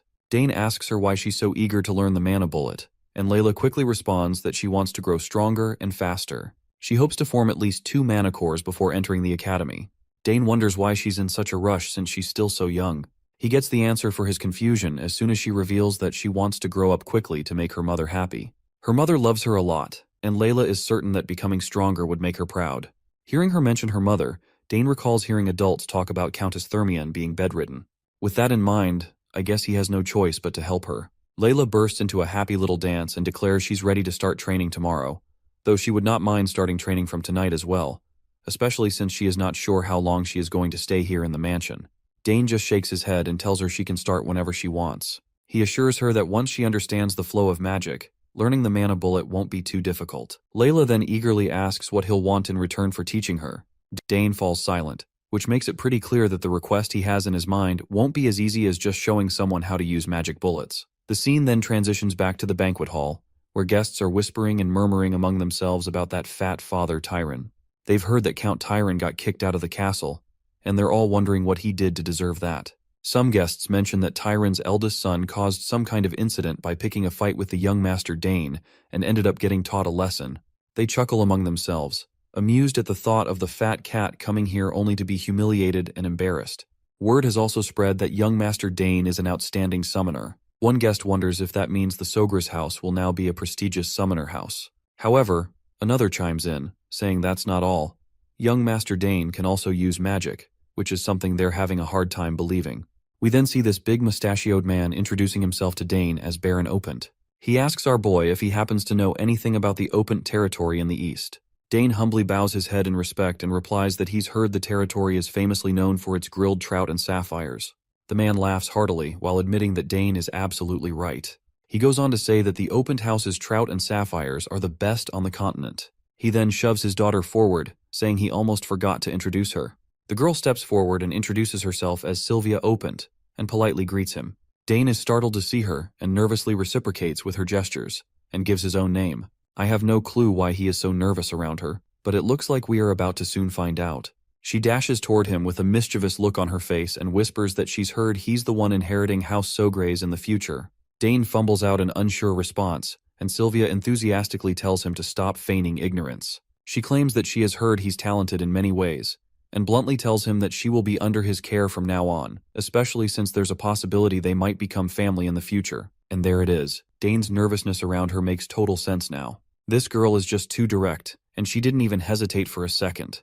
Right at that moment, Layla joins the scene while Sylvia is still in the middle of shaking hands with Dane. Not surprisingly, Sylvia gets startled to see a potential rival, while Layla is practically throwing daggers towards our boy with her sharp eyes and demanding to know who this lady is. Sylvia recognizes Layla right away and greets her warmly, introducing herself as the eldest daughter of Baron Opent. Layla tries to reciprocate with a gesture, but the anger on her face makes it clear she's far from happy, even though she says it's nice to meet Sylvia. The two ladies exchange smiles that are practically dripping with killing intent. Watching them reminds Dane of a memory, and he can tell that both girls are absolutely ready to throw down. Eventually, Layla grabs his hand and states that she's borrowing him for now since they already had an appointment. She shoots him a death glare as she asks if he remembers their plans. Of course, poor Dane has no clue what she's talking about, but he agrees anyway, apologizing to Sylvia and promising they'll talk again later. Sylvia forces a smile and tells him that they'll definitely talk later. As Layla leads Dane away, Sylvia can't help but feel annoyed how this girl just took him right from her hands. Layla, on the other hand, still hasn't simmered down either. She's absolutely annoyed at the audacity of that girl trying to take Dane from her. Dane finds himself startled under Layla's piercing gaze. He can't help but lament that the darling daughter of the Duke, who holds the second most power in the capital after the Emperor, is no match for the young lady of the Eastern Baron. So it's no surprise that Sylvia just gave up like that. Once Dane and Layla are outside, she starts grilling him about his connection to Sylvia. She wonders if there's a chance he might get engaged to her, but my guy quickly dismisses any such relationship, insisting they were just greeting each other. Layla lights up at the thought, and even Dane can see her mood shift instantly. After walking for a short while, they finally arrive at the secret spot only Dane knows about. He's confident that they won't be bothered by anyone here. As soon as they step inside this hidden place, Layla lights up and begins doing a happy dance, thrilled to see such a beautiful location. She's also relieved that no one will know if they do anything here. Dane agrees, saying she's absolutely right. This is a great place to train. But before starting the practice, he wonders if she's ever felt mana before. Layla admits that she has a little, though it's not enough to form a mana core. She mentions that she's tried to intake mana by breathing it in. Her explanation reminds Dane that she's not at the emission stage yet. He learned to feel mana naturally on the battlefield, so he's amazed that a ducal house would teach her this. He decides to start with something simpler, and tells her that the first step is to feel the mana she's taking in. Layla looks a bit confused by this, so Dane explains that if she wants to expel mana from her body, she needs to learn to control the mana inside her first. The most important part is imagination. He instructs her to close her eyes and imagine the mana swirling within her. However, after a few moments, she tries but there's literally nothing happening. Dane can see by the look on her face that she didn't quite understand the instructions. Layla tries again, but once more, nothing happens. Frustrated, she complains to Dane about why it's not working. Dane reassures her that this is normal for her first attempt, and tells her to focus again. Meanwhile, Count Sogris is sneaking a peek at the two kids. He can't help but feel proud that his son is already teaching someone, even though he's still so young. It truly makes him believe that Dane has grown. Just then, Duke Thermion sneaks up on Sogris and asks him what in the world he's doing there. Sogris' heart nearly skips a beat at the sudden question, but the Duke quickly tells him there's no need to be startled, and asks if he's watching two lovebirds enjoying some alone time together. Count Sogris raises an eyebrow and asks what he means by lovebirds, and besides, how did he even get here? The Duke chuckles at the thought that Count was actually trying to hide in here. He then reminds Sogris how he did a pretty sloppy job of sneaking around, especially since his wife is the Empire's legendary assassin. Poor Sogris has no clue what to say after being caught red-handed sneaking around, while the Duke playfully berates him, reminding him that if the castle's owner goes around peeping on others' affairs, people will speak ill of him. Naturally, the doting father gets annoyed and defensively says that he was just following his son. The Duke chuckled upon hearing this, and couldn't help but point out that he was also just following his daughter. Turns out both of these fathers are hopeless. They stand there, side by side, acting like a couple of teenagers trying to ogle at their kids' interactions as if they were peeping at ladies outside a school gate. Meanwhile, back with the kids, Dane opens up his dimensional pouch, and the girl is quite fascinated to see that he already owns something like this.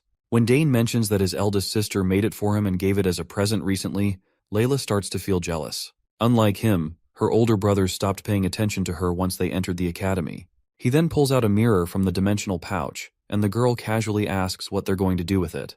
He explains that he brought it just in case it could help. It's easier to picture something in her mind while looking at a mirror instead of relying on imagination alone. He tells the curious girl to stand in front of the mirror so she can get a full view of herself.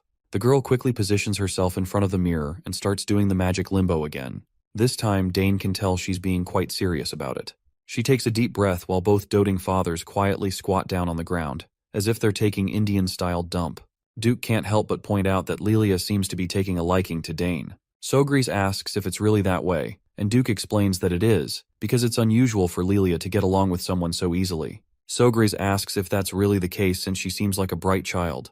Duke Thermion remains quiet for a moment before speaking up, saying she's only bright on the outside, and he can't say the same for what's inside. He explains that after her brothers left for the academy, her mother became bedridden, so they haven't been able to be together like before. This situation has made it difficult for her to open up to others, and that's what's been happening. The Count points out that if he knows everything already, then why is he always acting so cold toward his daughter? Thermion is genuinely moved that the Count noticed something like this and admits he's doing it on purpose. He explains that when he raised his sons, he showered them with attention, and they grew up spoiled rotten. But Sogris reminds him not to assume that Lilia will turn out the same way. She'll be hurt if she finds out, and now it makes sense why she asked Dane for help instead of her father. Thermion then points a finger at his friend, teasing him about still nagging like the old days, but the Count quickly asks when he ever did that, especially since what he said is the truth. Duke changes the subject, asking when he plans to send his son to the capital. He suggests that if he's sending him over, Ducal House will wholeheartedly open his doors and let him stay in the ducal castle. Sogris goes quiet and glances back at his kid, and after seeing him happy, he just says that he'll do as Dane wishes. He's free to choose his path, just like his older sisters. We also notice Miss Sogris watching both doting fathers, clearly embarrassed by how shamelessly they're peeking around. But eventually, she just smiles, realizing that the love they have for their children holds a strange power over them. She decides not to ruin the mood, and pretends she didn't see anything.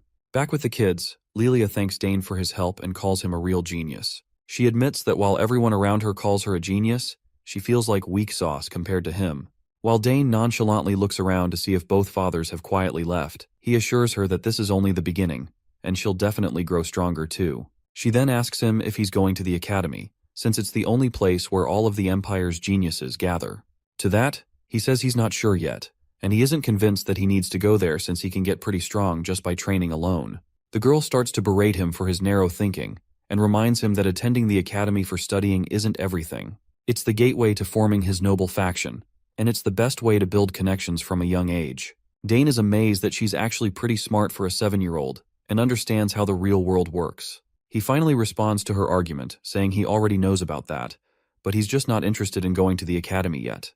There's a mountain of books he hasn't read in the library, and he still has a lot to learn from his parents. Lilia acknowledges that this is true, but asks if he doesn't want to play with other kids his age, especially since she heard his older sisters are both attending the academy too. It seems like Dane is running out of arguments against her persistence, so he tries to brush her off by saying he's thinking of going in the future if he feels like it. She then tells him to visit her house once he plans to go to the capital, and that's how they promise to meet again. Speaking of meeting again, she remembers to ask him when he's going to make his request now that he has taught her how to use mana bullets. He simply shakes his head and states that he'll tell her when he goes to the capital. This shocks her, and she lets out a screeching roar of disbelief. Probably she is shocked that he is going to the capital after all. Finally, the day of her departure arrives.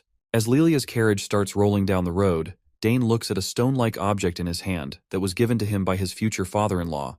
The scene transitions back to the moment when the Duke handed him this mysterious object.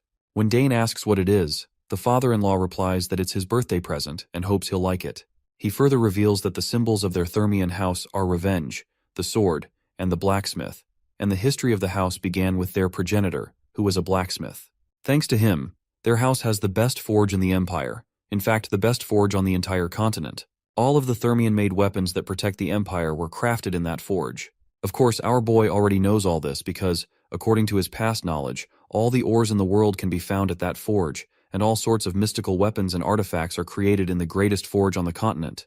The father-in-law then reveals that if Dane presents the insignia at the forge, they will create a weapon of his choice for him. That's when we finally learn that this rock-like object is essentially an insignia, a certified check that proves the honor and skills of whoever holds it. Count Sogris is absolutely boggled when he sees the Duke giving away such a precious insignia, something even the imperial family desires.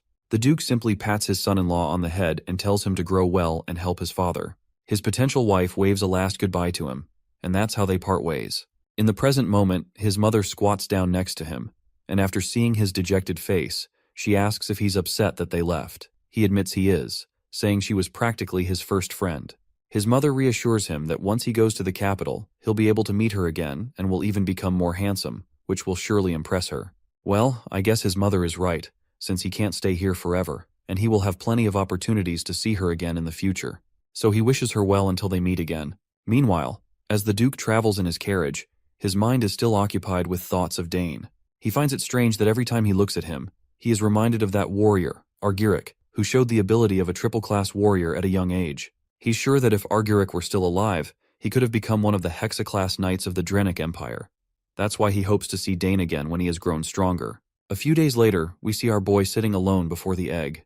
He's been feeding it mana every morning and evening and is now wondering if it's too early for it to hatch. This egg holds a mysterious familiar, and even if someone isn't a summoner, they can instill the egg with their mana and imprint themselves as the master before it hatches, allowing them to control a summon that usually only sticks around temporarily. He knows that the quality of his mana needs to match his familiar, and there are probably many tricky conditions that haven't been fulfilled yet. He's heard that some eggs never hatch because their conditions are never met, so he hopes that's not the case here. Even though he changes the flow and strength of his mana, there's still no reaction. After putting in a lot of effort once again, he puts the egg back, thinking that he's just being greedy by hoping he would succeed in one go. Suddenly the butler comes out at the gate, asking Dane if he's ready. At that very moment, the egg begins to react and starts making noises. Dane quickly rushes toward the egg, certain he just heard something. The butler also bursts into the room, asking about the noise. Dane tells him to wait a moment while he checks the egg first. However, once again, he finds himself disappointed, realizing he was just excited for nothing, because he can't feel anything different.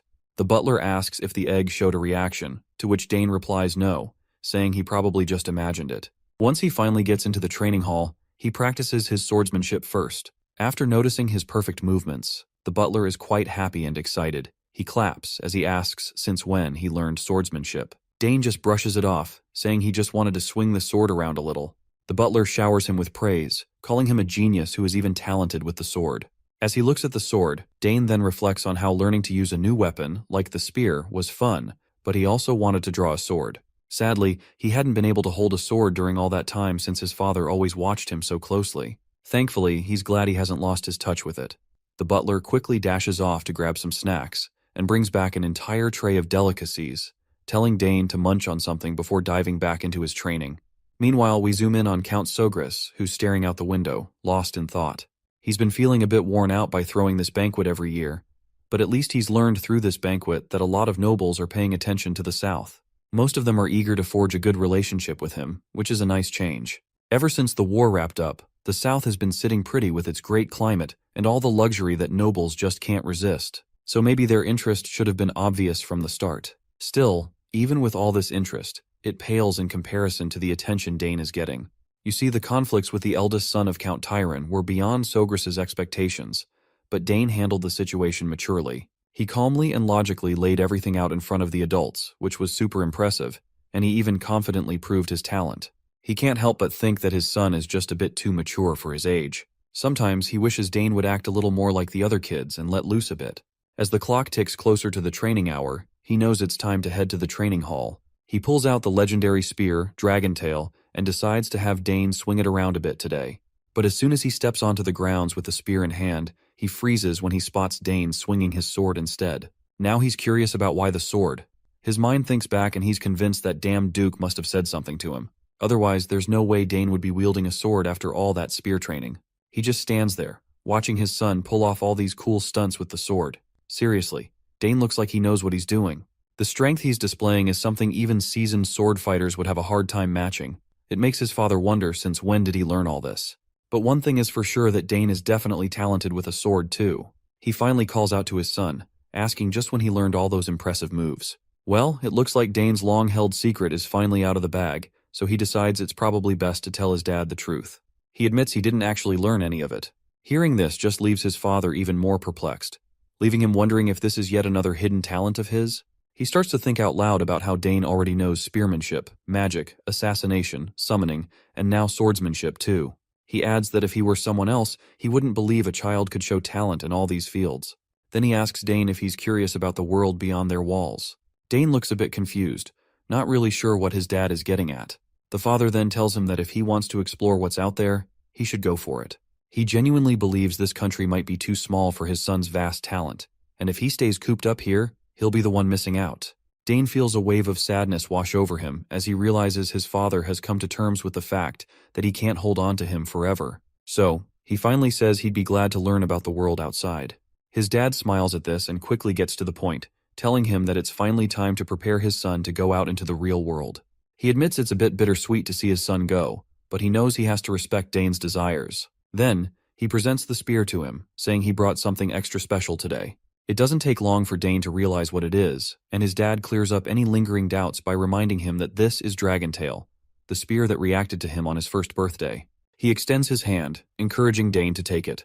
The moment Dane picks up the spear, it starts to react, and he can feel an incredible surge of power coursing through the weapon. His dad chuckles, saying it's reacting way stronger than when he was just 1 year old, and honestly, who could blame him for that? He then proudly tells his son that he plans to make him master the spear before he heads out, so he better be ready. He promises Dane that one day, Dragontail will be his, but first, he needs to grow strong enough to wield it with pride. Dane eagerly promises to work hard and honor his father's teachings. Later, back in his room, Dane's mind is buzzing with thoughts about the outside world. He's always been curious about it, even during those long days on the battlefield. As a soldier, all he really knew was war, setting up camp, cleaning his weapons, eating bland food, and gearing up for the next battle. The only way out was for the war to end, or for him to die in battle, and honestly, it felt like those were his only options. But now, with the chance to live a normal life ahead of him, he can hardly imagine what life outside the battlefield could be like. Still, as Dane, he knows he has to embrace this opportunity. He has no clue how his talents will be used, how the world will accept him, or what he can achieve out there.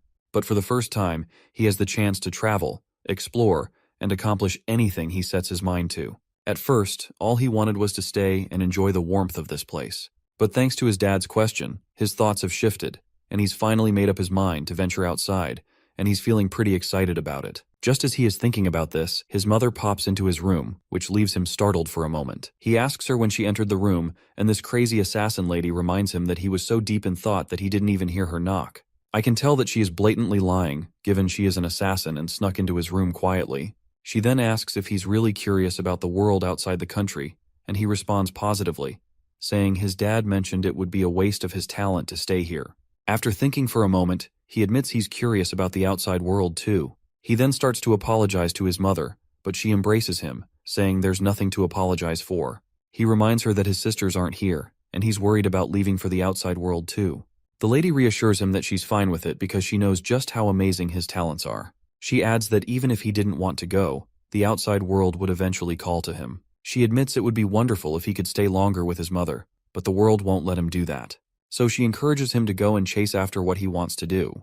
He promises that even if he leaves home, he'll return often to tell her everything he sees in the world. The mother thanks him and says it looks like she finally needs to teach him before sending him out into the world, just like his father is about to teach him. As he wonders aloud what kind of teaching she is talking about, the mother excitedly babbles about teaching him everything related to assassination.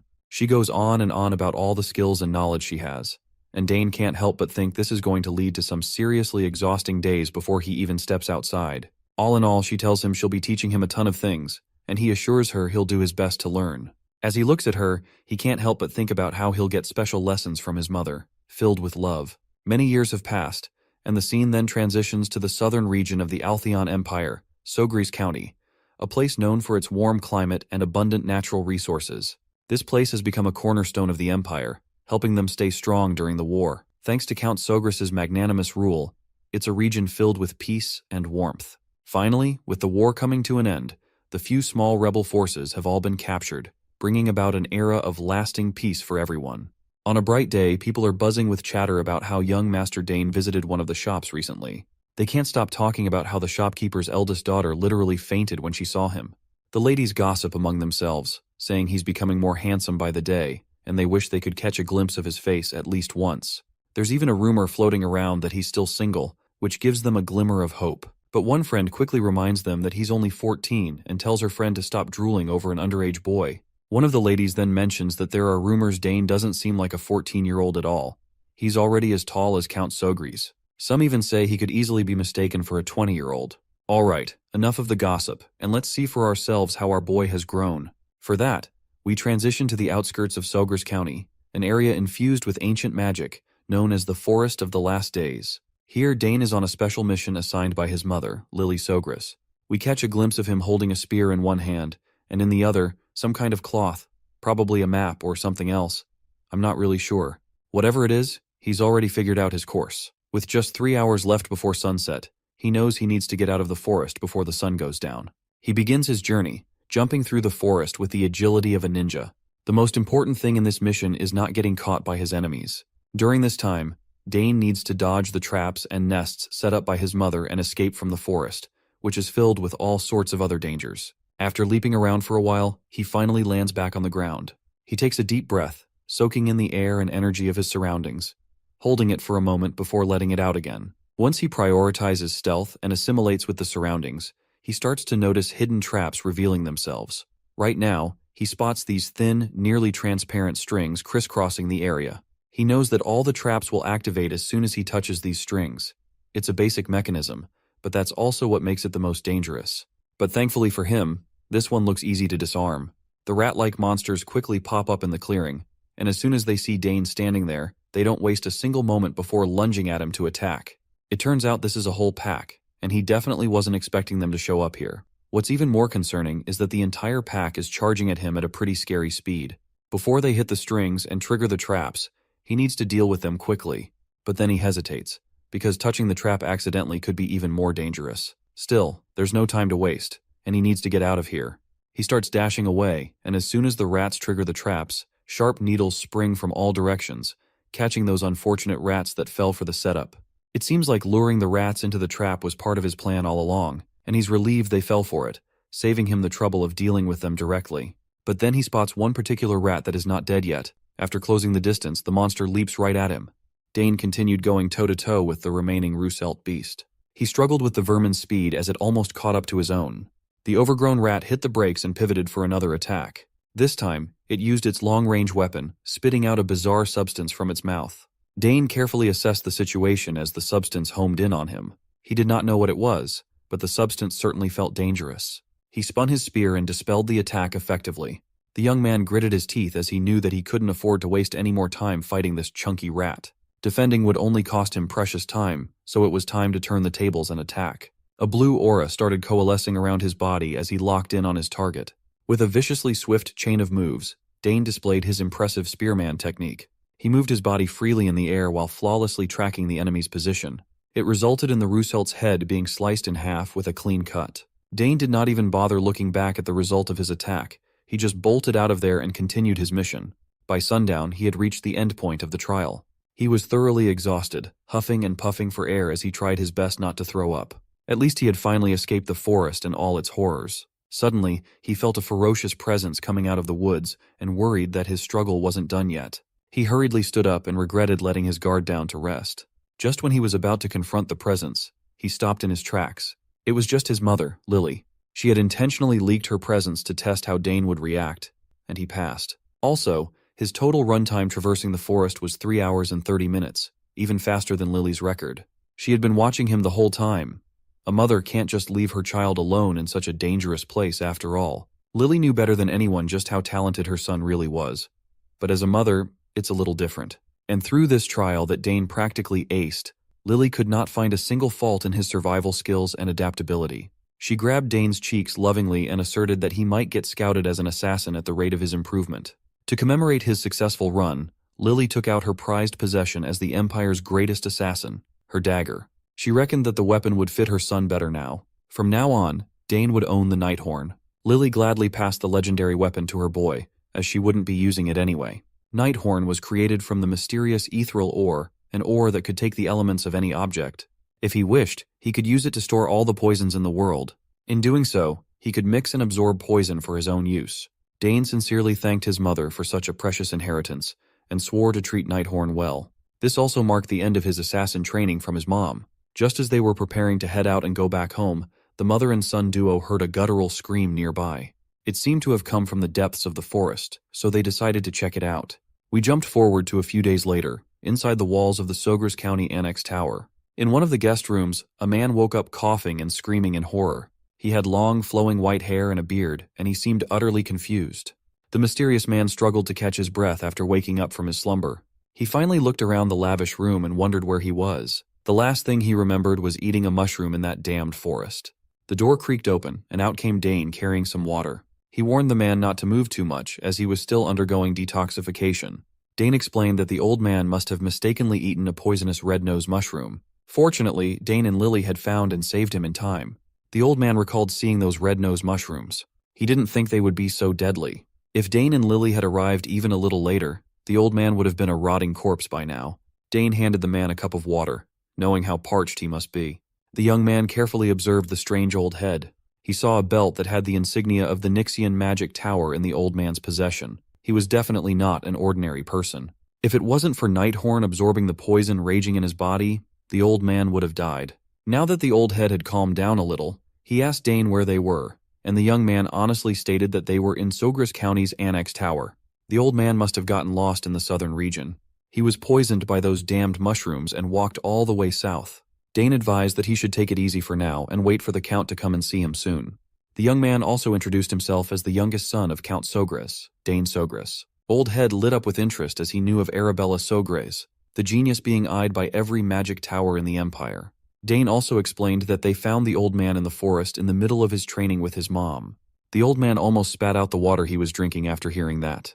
That crazy forest gave him hell. Even as an 8-chain mage, he lost his way, and the flow of his mana reversed while casting a spell, wrecking his whole body. The entire forest held ancient mana all over the place, and then there were those undetectable traps scattered throughout the area. The forest belonged to the Sogres house. Naturally, it would be a dangerous place for anyone who wasn't a member of the family. Also, due to the presence of ancient magic, the flow of mana was different from that of modern mages. It was truly the worst place for a modern mage to be. The old man finally realized that he really would have died if it wasn't for Dane. He also realized that the boy in front of him might be a generational talent if he was already strong enough to freely train in that hellish place. Dane even made the antidote that he urgently needed to escape death. By his looks, this young man seemed to be somewhere in his teens. Despite his young age, he was capable of formulating an antidote that required extensive knowledge and precise production skills. The old man couldn't believe how blessed the Sogres family was. On top of 2 generational geniuses in the fields of magic and summoning, even the youngest son seemed extraordinarily monstrous. If the continent was still at war, the House Sogres could easily become the most powerful noble house within the Altheon Empire. The old man thanked Dane and admitted that he owed the young man his life. He was a bit startled by the kid's bold response, but asserted that he pays back the debts he incurred. First, he wanted to introduce himself properly. As it turns out, this old man was Sidrain Gauss. Not too long ago, he was the head of the Nixian Magic Tower. Sidrain took pride in his name and stature, inviting Dane to ask for whatever he wanted. The young man just smiled at Sidrain's humble brag. He knew that this old mage must be one of those people who survive without a home by storing everything they own in a subspace. Sidrain was thrown off by Dane's calmness after introducing himself. Normally, people would be surprised or humbled in the presence of a mage tower's head, but the kid was unfazed. Trying to re-establish his status, he urged Dane to ask for whatever he wanted without holding back. The young man paused for a second, seemingly thinking of his next words. Sidrain smiled with the expectation of being able to flex his reliability. But Dane simply asked for more time to think about his reward. He did not give Sidrain the satisfaction of feeling powerful with his indifferent response until the end. Dane turned to the door and wished the powerful mage a speedy recovery, telling him to rest some more. When the young man finally left the room, Sidrain just sat on the bed, flabbergasted by the nonchalant kid. He was the first person to ever treat Sidrain as if he were just some common magician. Old Sidrain was thinking of taking his leave after staying for a day or two, but that wouldn't be the case now. He had just found an interesting kid in the south, and he wanted to know more about Dane. Dane casually explained to Herman who Sidrain was, and the attendant excitedly explained that 8 chain mages are at the top of the food chain, the elite of the elite. That meant that an influential figure was currently indebted to Dane. You see, magic towers function as independent territories on this continent, more like sovereign nations. That meant Sidrain was an immensely influential person. Still, it's a mystery why the head of a magic tower was wandering the forest in the first place. But that was no ordinary forest.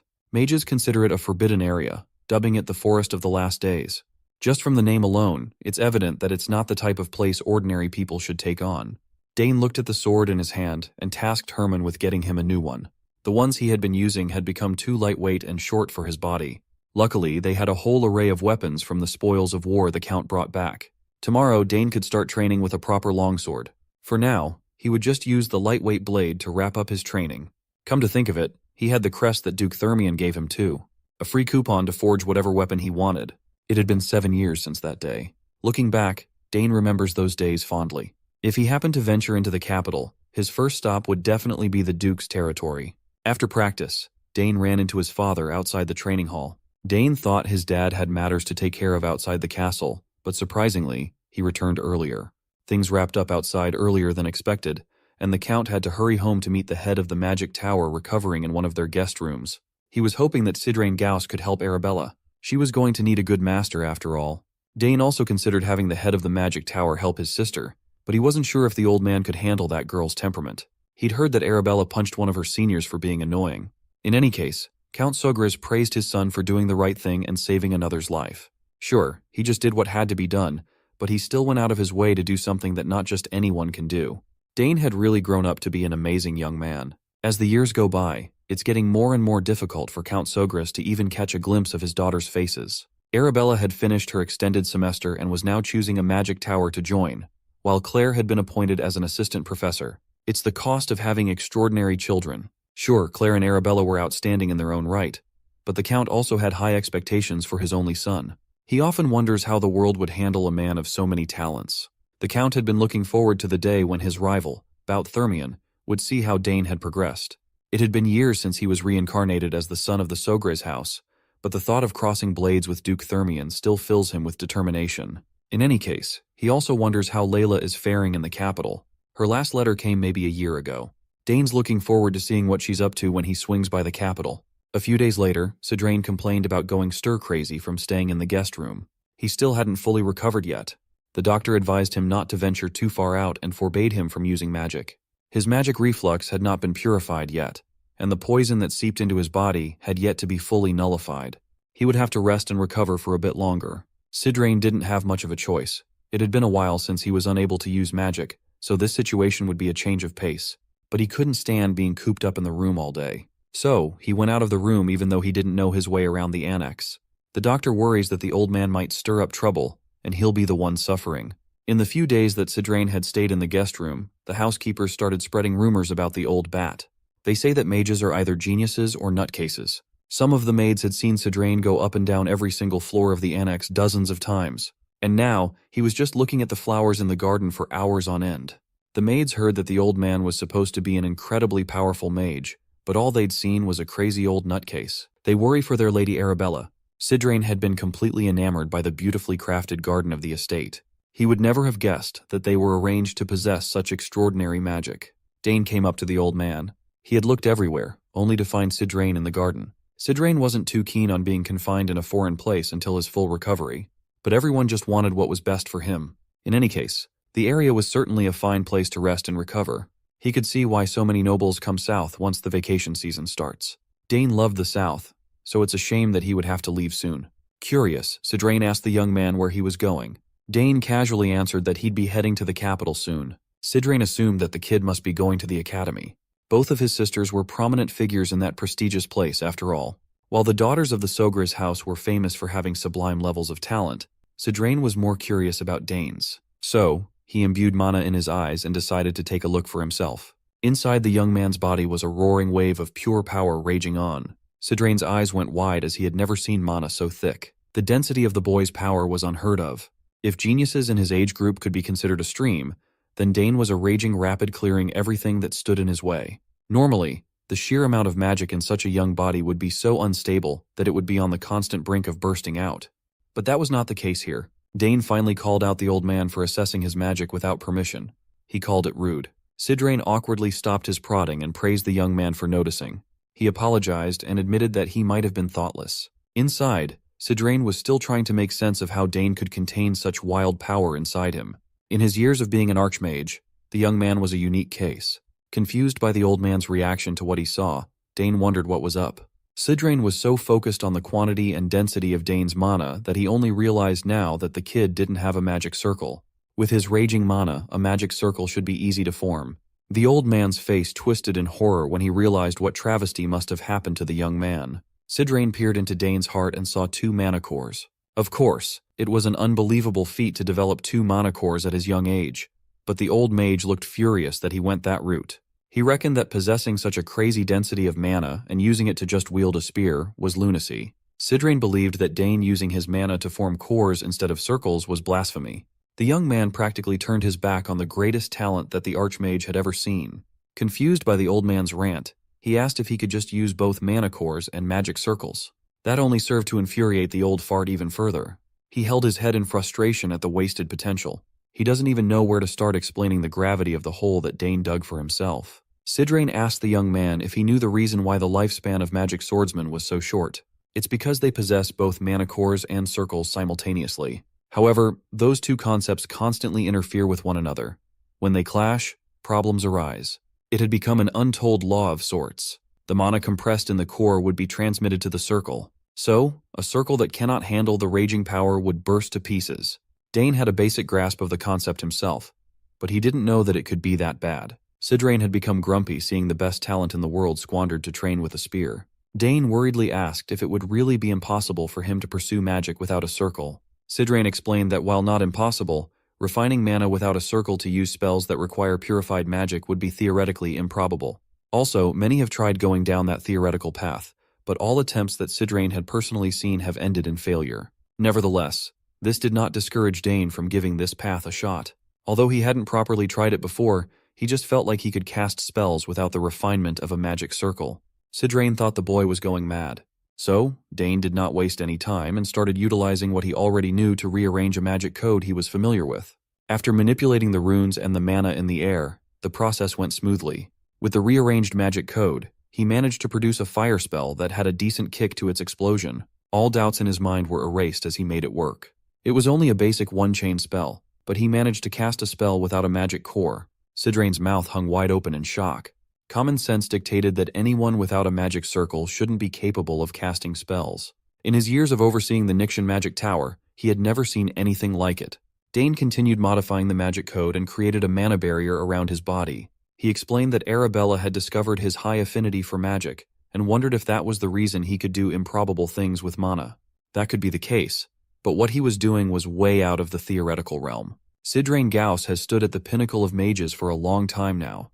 This was his first time feeling what the commoners felt in the face of the elites and their otherworldly capabilities. He's witnessing a real world-shattering innate talent. Meanwhile, Dane was just amused that he managed to make the spells work.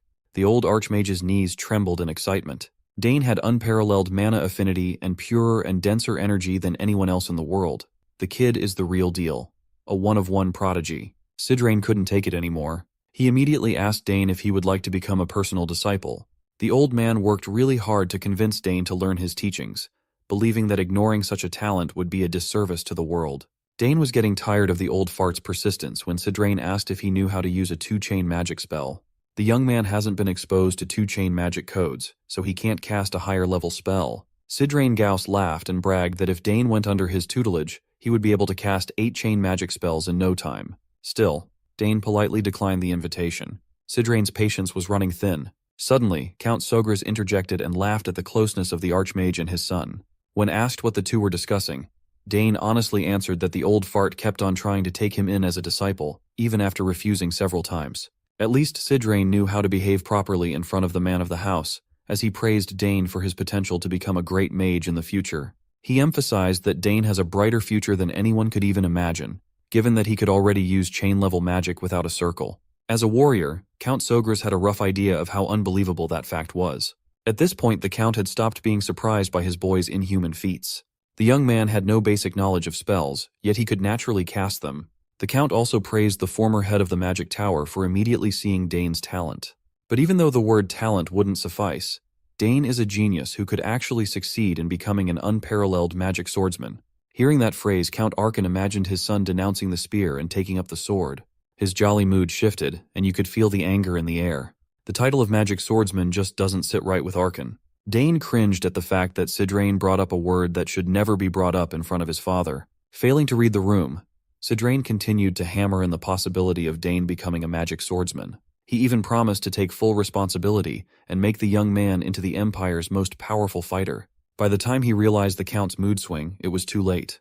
Count Arkan screamed that his boy could not become a magic swordsman at the top of his lungs. Sidrain argued that sword and magic would be the perfect combination for a genius suited for both. Arkan continued ranting that his boy wouldn't become a magic swordsman.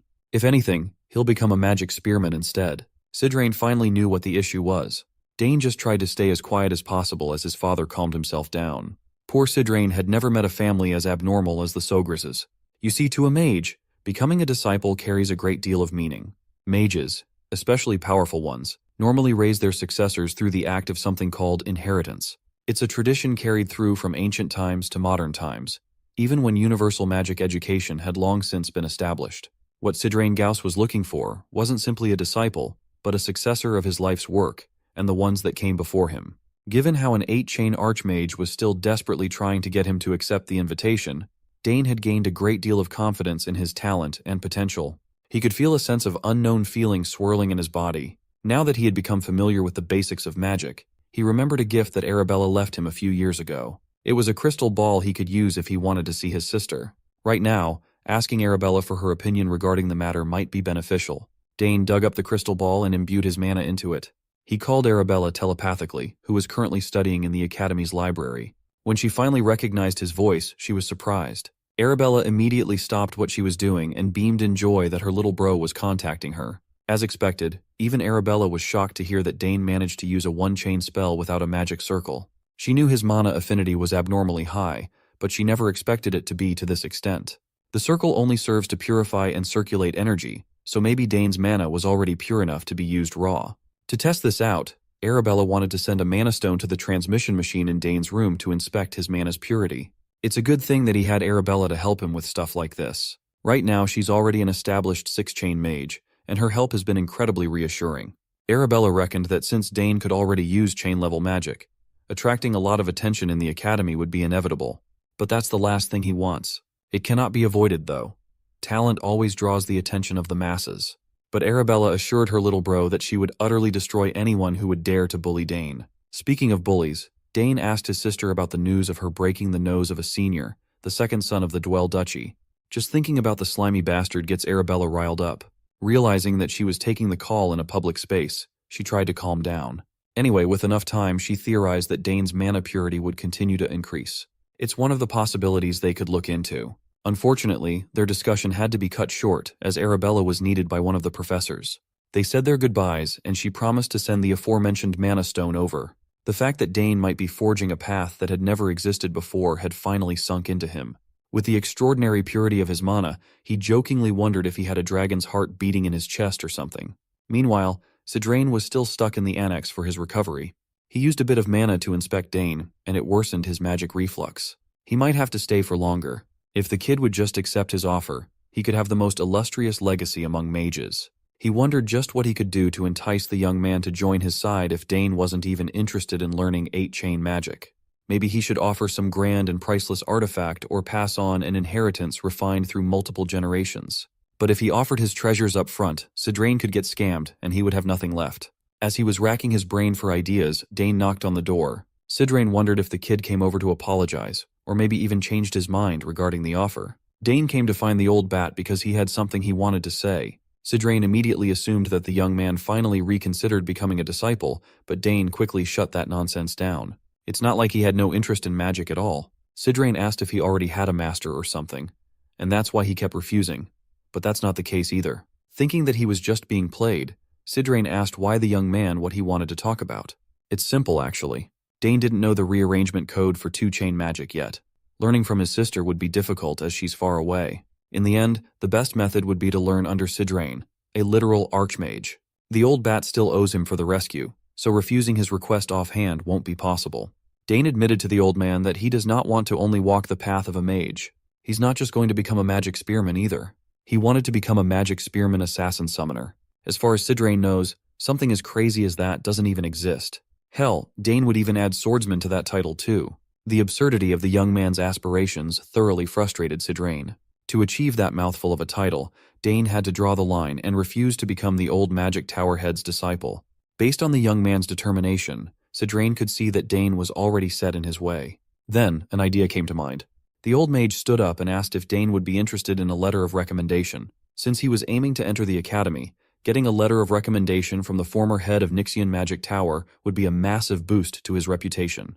Dane thought about it briefly and reckoned that it wasn't a bad offer by any means. So, he accepted the letter of recommendation, and while they were at it, he wanted to make another request. Sidrain quietly laughed to himself, thinking that the young man had finally come around.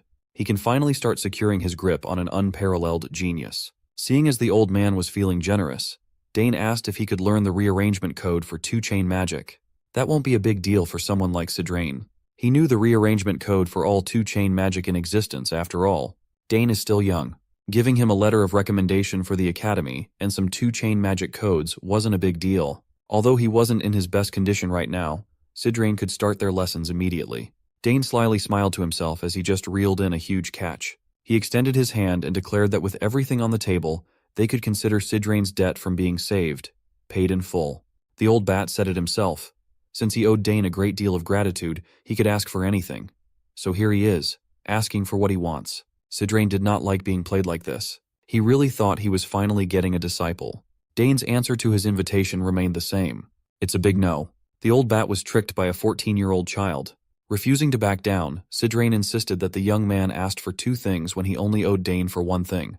The young man begged to differ, though. First, he saved the unconscious old man from the forest.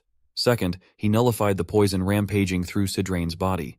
He could have added the fact that he had to carry the unconscious old man all the way back to the annex, but he'll just consider it a bonus. Sidrain had no more rebuttals. He was thoroughly and logically defeated.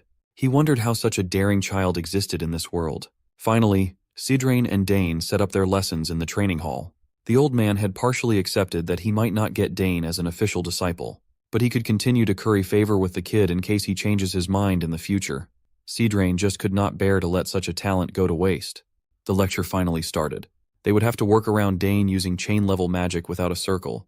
The young man would have to pay close attention as the rearrangement code for 2-chain magic is a lot more complicated than 1-chain. There are countless aspiring mages who can't even break through to this stage and end up giving up. Dane locked in, glad that he has such an accomplished instructor. Sidrain saw the sparkle in the kid's eyes and made sure not to go easy on Dane. He still had his reputation as an archmage to uphold after all. 2-chain codes are on an entirely different level because the caster has to calculate the amount of mana themselves. The magic density in the atmosphere and even the state of the body plays a vital role all at the same time. Magic's complicated nature is the reason most people give up on it entirely. Sidrain gave the complex definition, expecting Dane to ask for a simpler explanation. When he asked the young man if he needed any clarifications, Dane just smiled and let him continue. To Dane, learning not only the rearrangement of magic codes but also information he had no idea about was eye-opening.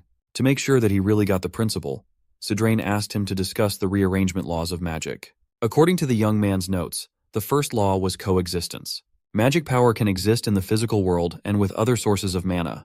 Through coexistence, mages use their own power and the magic power in their environment to activate their magic. The second law is conservation. If magic power can collect enough of a particular elemental material, it can exhibit different attributes through conservation. Not only does Dane have a deep understanding of magic's nature, but he's also adding his own interpretations.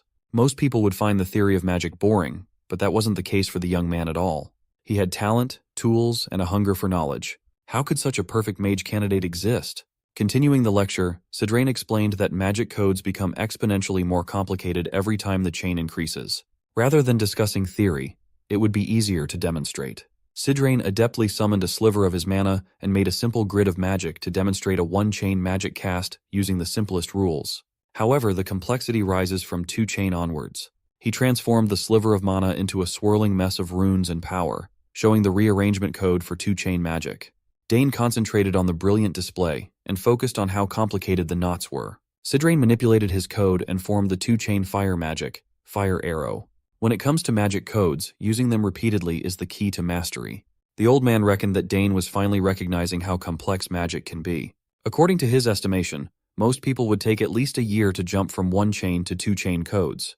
No matter how brilliant anyone is, the human mind can only understand a portion of the code at once. Sidrain noted that he'd be able to observe Dane's progress for about a week, as he drip-fed him the technique of mastering two-chain codes. But Dane wanted to give it a shot already. Sidrain didn't see the harm in it, expecting the boy to fail miserably. But when Dane started calling his mana out of his body to create the first code, he felt like he was witnessing a master at work.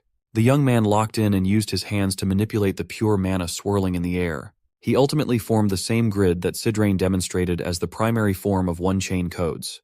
Based on the lines at a set length and width with fearsome accuracy, the old man was thoroughly impressed. Dane could have stopped there, and he would be considered an indisputable genius. But where's the fun in that? He went further and deconstructed the mana grid to slowly form a swirling mess of mana in the air. Sidrain was stunned to see a perfect replication of the rearrangement code for two-chain magic he had just demonstrated once. When asked how he managed to do it so fast, he simply answered that he copied through observation and memorization of rules and patterns. He pictured every factor in his mind while forming the magic code, and it came surprisingly easy to him. Sidrain just kept getting wowed time and time again. Even though he, as a magic genius, took a while to get to two-chain, a boy without a magic circle easily made it in just a few minutes. As if he was trying to give the old man a heart attack, Dane declared that he would try to use the Fire Arrow spell as well. He made the mana and runes move around his body at impeccable speeds. Finally, he managed to rearrange the code in perfect order to manifest multiple fire arrows. Sidrain looked at the perfectly crafted fire arrows, refusing to believe what he was seeing. Seeing what this boy was capable of was making the old man spiral into an existential crisis. If only he had Dane's talent growing up, he would have long since attained his dream of nine-chain. Dane freely controlled the fire arrows, making them fly all over the training hall as the old archmage tried to compose himself. Even Dane was surprised that everything came naturally to him in one go. One thing was certain, the world would flip out when they saw a mage without a circle performing magic miracles. Sidrain knew that Dane's talent would need to be hidden before all sorts of people tried to approach him with impure intentions. Also, he was still not giving up on making the kid his disciple. Since Dane picked up the first code so easily, they could just keep going and learn even more codes. Sidrain reckoned that he might have to be careful about what he included in Dane's letter of recommendation to the academy. At the end of the day, Dane lay in his bed, reflecting on his magic lesson. He resolved himself to properly learn both theory and practice. Thinking about his past life, he had been forced into a life where he did not even have the option to learn magic. In the circumstances where he didn't even know when he would die in battle, trying to make time to learn magic was a luxury he could not afford. He had his hands full with swinging the sword and trying to survive while doing so. Up until a certain point, magic prioritized theoretical learning over practical spellcasting. In this life, he had the time, resources, and talent to look forward to learning a lot more things. Dane could combine the theory he learned from Arabella and the talent he was born with, and now, he could even show explosive growth if given simple guidance. Since he was being taught by a former tower master, he found himself looking forward to what kind of magic he would learn in the following days. Half a month later, Dane came to his father with a request to make something called a magic reagent. Since they didn't have the materials, he would need to go out of the territory. His father was a little startled by his son's progress. Sidrain backed Dane up, assuring Count Sogers that Dane was ready for a reagent now that he had mastered 4 rearrangement codes already. Usually, for geniuses, it should take a month to learn one code. Count Sogers also understood that magic reagents were hard to come by. Dane only learned about them while reading books in the family's magic library. Sidrain had long since accepted that the kid was just built different. He was even elated that Dane was interested in something as boring as magic reagents. Finally, the Count agreed to the plan, believing that this would be a great experience for his son. Since he was going outside, Dane would be able to see their territory for himself, too. He smiled and thanked his father for trusting him to venture out. Dane set off on a short journey to the outer regions of Sogras territory. Alongside him were Sidrain and Herman. Even on the outskirts, the people of Sogras County still looked at and talked about him with veneration. Dane returned their welcoming sentiments with kindness and a smile. Through this journey, Sidrain gauged that Count Sogras must be a kind lord to his subjects based on how happy the people were. The South really does have a lot to offer. They have delicious snacks, great weather, and good people too. It's a sight that's extremely rare to see in the capital. That's why Dane loved this territory so much. Their small caravan had been traveling around the outskirts for a while, trying to reach the magic supply shop. Dane had never been to the shop before, so he called on Herman to lead the way. The three sped up and quickly reached their destination. The shopkeeper of the magic shop was shocked to see the famous young master Dane enter her humble business. She complimented him on his silver hair and stunning emerald eyes, and Dane thanked her. Not many people from the fiefs come to her shop to buy magic supplies lately. Fortunately, she's been getting by thanks to a lot of foreigners interested in magic. The shopkeeper also recognized Sidrain, the former lord of the magic tower, and expressed how grateful she was to have him in her shop. The old man was in a good mood now that someone finally recognized him. She invited the duo to browse her wares freely and told them to call her if they needed help with anything. Since it was Dane's first time in a magic shop, Sidrain urged him to look around as much as he wanted while the old man talked to the shopkeeper. With a cursory glance, Dane could already see a lot of cool stuff on display. They had potions, gems, charms, and everything magical, though he found it a little strange that he was feeling some sort of déjà vu. Moreover, he discovered that touching the wares showed him their magic reaction. He just chalked it up to his high affinity and continued browsing. Suddenly, a faint ringing sound echoed in his ears, seemingly demanding his attention. He could feel a particularly strong reaction from one side of the shop. Just as he approached that section, the owner informed him that everything on that side was just decorative items. Sidrain called Dane over to take a look at some potion ingredients together. The old man had already picked a few raw materials, such as moonroot, which could be used in at least 50 different potions. The owner assured them that her ingredients were personally processed to the highest quality. Meanwhile, Dane was too mystified by the strange ringing. As he walked deeper into the pile of decorations, he felt a strange power calling to him. He turned to see a piece of stone that was emitting pure mana. It must also have been the source of the ringing. Dane hurriedly approached the stone as though his body was moving on its own. Herman, seeing his young master behaving oddly, ran over with concern. To him, his young master was simply staring at a plain rock stuck in the wall as decoration. Dane wasn't entirely sure what was happening, but the stone was undoubtedly calling to him. He took it out of the wall and held it in his hands. As he suspected, imbuing the stone with more magic made the reaction even stronger.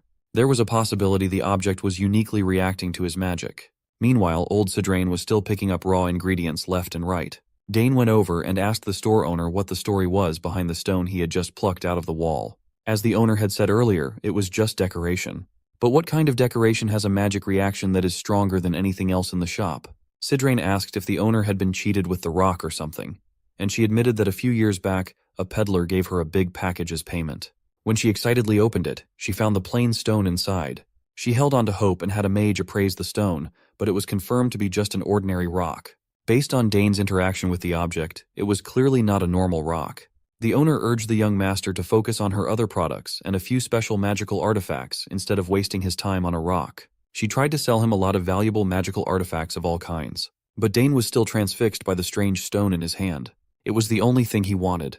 She showed him a name scroll card that automatically reads and stores all kinds of information to be cataloged. In the end, Dane bought the scroll card and the useless stone.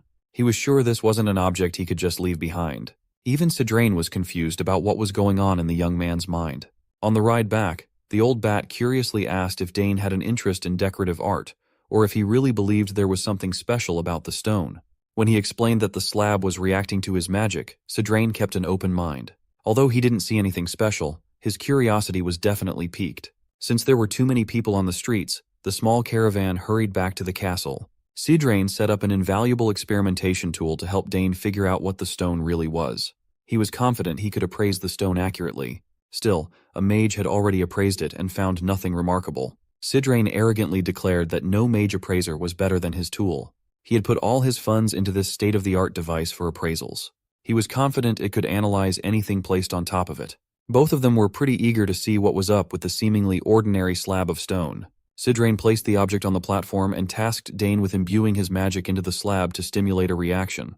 When Dane did just that, the stone immediately began radiating a richly dense amount of magic power. It lit up in the middle of the appraisal tool, its radiance swirling and forming something complex. Sidrain carefully monitored the explosion of light, keeping his eyes on the stone slab. Seeing his tool manage to bring out the mystery inside the stone, Sidrain could finally hold his head up high again after being humbled by the kid so many times. The mana coming from the slab danced around the room, forming runes in the air. Dane immediately understood what they were looking at, as he had been learning about these things with Sidrain for weeks now. Inside the stone was a magic code, but the old bat declared it wasn't just any ordinary code. It was amazing. Floating around them was a code whose structure, arrangement, and intricacies had never been seen before. It could be as complex as a 6-chain or even 7-chain code. So, the magic stone had a hidden code inside, and Dane's magic seemed to hold the key to unlocking it. The stone only responded to his mana. Sure, they had managed to bring the code out, but decoding what it was and why it only reacted to Dane's magic was an entirely different challenge. Even Sidrain, who was well versed in the magical arts, was unfamiliar with this particular type of magic. Yet his pride as a mage made him determined to crack the code. If he could succeed, they might uncover what made Dane's magic so unique. While Dane and Sidrain were working hard to decode the magic in the Sogre's training ground, Arabella was busy doing her own research back in her personal academy laboratory. Her lab was filled with neatly arranged books and artifacts from her various studies. Arabella had stored her little brother's mana signature in a magic stone and confirmed that there was indeed something unusual about Dane's power. His magic had a distinct characteristic, one that didn't match any known form of magic. She ran numerous tests and studied countless research papers, yet she still couldn't pinpoint which magical field this anomaly belonged to. She had tried everything: magic reagents, magic gates, magic engineering, and still, nothing yielded an answer. But she was convinced the truth was out there, hiding somewhere. Then, she suddenly remembered hearing about a long-lost field of magic, one that had disappeared from the magical world. Perhaps Dane's magic was related to this forgotten field? Arabella began rummaging through her mountains of books and literature, trying to remember where she had stored that old tome. It was a book that discussed alchemy, divination, spiritualism, necromancy, and a primitive form of magic code. While she excitedly searched, another dusty tome fell from the shelves. She picked it up, noticing it was an ancient magic book. Come to think of it, she had once studied the long-gone magical kingdom of Arcana, a civilization said to have existed over 2,000 years ago and inherited ancient magic from an earlier age. It was said to have practiced forms of magic that no longer existed. Arabella laughed to herself, shaking off the idea. Ancient magic had vanished a long time ago. There was no way Dane's magic could be connected to such a relic of the past. But at this point, she had nothing to lose, so she decided to try something unconventional. She placed the magic crystal containing Dane's mana into her magical typewriter and referenced the ancient magic book. After a few moments of concentration, Arabella opened her eyes in shock. The crystal was reacting. She quickly wrote down the mana's properties, her mind racing as she wondered if Dane's magic could be linked to alchemy, divination, or something entirely different. Arabella would be fine with any result, as long as it didn't lead her brother toward necromancy. When she finished analyzing the findings, she felt as though she had been struck by lightning. All she could say was, "What in the world are these findings?" Back in the Sogre's training ground, Dane and Sidrain were still hard at work, trying to elicit more reactions from the stone. After some time, Sidrain finally broke the seal on the slab. Inside the slab there was something else. The old man carefully extended his hand and pulled out the object. It was a simple accessory, a silver bracelet emitting dense magic power. To the untrained eye, it looked like any ordinary bracelet you could find in a marketplace. Sidrain initially thought there might be something special about the bracelet's material, but it seemed mundane. Given that the stone only responded to Dane's mana, Sidrain suspected the same would hold true for the bracelet. Dane slipped the bracelet onto his wrist. It dangled loosely at first, seemingly too big for him. But then came the reaction. The bracelet lit up, resonating with the magic in Dane's body. As expected, it only responded to him. Dane started to see strange characters emerging from the bracelet, glowing faintly. Sidrain leaned in for a closer look while Dane anxiously asked if the old mage could decipher the symbols. To Dane's surprise, Sidrain's face lit up with a broad smile. The characters were ancient runes, characters that no one in the current world could read. By ancient, Sidrain meant the language of the long-lost Arcana kingdom. Dane only knew a little about Arcana from what Arabella had told him when they were children. She had described it as a time when magic ruled every aspect of life. But then, suddenly and mysteriously, the era of magical prosperity had ended, leaving behind only a few relics and legends. And now, this strange line of magic code, sealed inside a stone, had been added to the ancient puzzle. Sidrain knew that Dane's magic was special, but he never imagined it would be linked to the ancient Arcana kingdom. This revelation intensified Sidrain's desire to have Dane as his apprentice. After all, the Forest of the Last Days, which had defeated even Sidrain, was rumored to be imbued with remnants of Arcana's disruptive magic. Dane's connection to this ancient power now made sense. Unfortunately, all they had at the moment were those few lines of indecipherable runes. Sidrain urged Dane to take his time and dig deeper into this mystery, but warned him to keep it a secret for now. Suddenly, their moment of quiet study was shattered. A terrifying sound echoed across Sogra's territory, causing both their eyes to widen in distress. Something horrifying was approaching. The familiar sound of the alarm catches them off guard, and it doesn't take the old man long to realize this must be the alarm for a monster attack. Well, that's enough to get him fired up, because now that his body is almost fully healed, he's itching to flex his old muscles and get the blood pumping. Plus, it's a great chance to repay the Sogris for their hospitality. The excited old coot quickly tells Dane not to just stand there and to grab a spear or something. But Dane just stands there with little to no expression. He silently reaches inside his coat and pulls out a pendant. Sidrain raises an eyebrow and asks about the thing he is holding and why the monster alarm sound is coming from it. Dane then breaks it to this excited old man that the sound has nothing to do with monsters. It actually means his eldest sister is trying to contact him. The old man's excitement deflates like a balloon as the realization sinks in, and he grumbles at Dane for not mentioning it sooner. Dane just laughs awkwardly, reminding the old man that it goes without saying there's no reason for monsters to be in this area. With that cleared up, Dane decides to respond to his sister's call while the old man stands there with a disappointed look on his face. As Dane connects, his sister immediately asks why he took so long to respond. He simply apologizes and asks her about the reason behind her call. She starts to spill some juicy details about his magic code, but quickly cuts herself off, asking if there's someone next to him. The mere mention of magic code was enough for Dane to realize that she's actually figured out that his magic is ancient magic. The old man overhears this conversation and lets out a screeching yell of disbelief, demanding to know how in the world she found that out. As they talk further, he also explains his side of story, that when he and Sidrain were analyzing some stones, they also figured out that his magic belongs to the ancient magic kingdom. They realized this because that stone only reacts to his magic, which was a total giveaway. The old man, on the other hand, grits his teeth in utter frustration. The fact that she figured this out just from analyzing his magic is insane.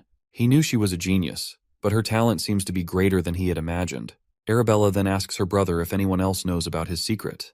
Dane responds with a quick no. She breathes a sigh of relief and tells Dane and Sidrain to keep it a secret, because if his secret gets out, he won't be able to handle the consequences. She then apologizes to Sidrain for not introducing her first, before diving into the conversation. The old man just laughs it off, saying he already knows a lot about her from Dane. As for keeping Dane's magic a secret, he assures her he won't let a single soul know about it. If this information leaks, not only would Dane be in trouble, but the whole House Sogris would be caught up in the huge aftermath. Arabella gives the old man props for getting the gist of the situation right away, which is, of course, expected of wise Sidrain. The old man then asks her if this exchange is being recorded, to which she replies no, saying that the moment the conversation ends, it will be deleted immediately. Well, that's good news. At least they don't have to worry about anything getting leaked. The old man then reveals that he also plans on returning to the Magic Tower to investigate this matter. Arabella thanks him for the gesture, while he tries to downplay it, insisting that as a mage, he's just doing it out of a sense of duty, so there's no need for her to feel indebted. Speaking of the Magic Tower, the old man reveals he heard she was looking for a tower to join, and asks if she has decided which one she wants to go with. Arabella quickly realizes he's hinting at her joining his tower, so she tries to sidestep the question, saying she's not considering the Nixon Magic Tower because it doesn't specialize in the field she's interested in. Of course, this leaves the old man annoyed once again. He was already wondering where Dane's cleverness came from, and it looks like it's inherited from his sister. He doesn't voice his frustration, though. Instead, he just laughs it off, saying she doesn't have to join their magic tower after all. Meanwhile, Dane feels a bit concerned watching this old man, especially since his sister was so straightforward with her words. Anyhow, she decides to wrap up the conversation by telling him they can talk about the details later. After exchanging greetings, she cuts off the connection. Sidrain comments on how his sister has become quite an impressive person, to which Dane agrees, mentioning that the artifact in front of them was also made by her. He adds that this compact crystal ball is trendy among young mages. The old man smiles and admits it's quite impressive, but we can also see the frustration on his face as he says he doesn't need such an item. He explains that when you reach the 8th chain, wasting time talking to people is not something mages do. Dane can sense why the old man is saying this. The fact that this old coot doesn't want a trendy item like that only hints at the fact that he doesn't have any friends. Later, Dane spills everything to his parents about the ancient magic, and his mother looks quite concerned to hear this. But his father reassures them that if anyone targets Dane, they'll make them pay.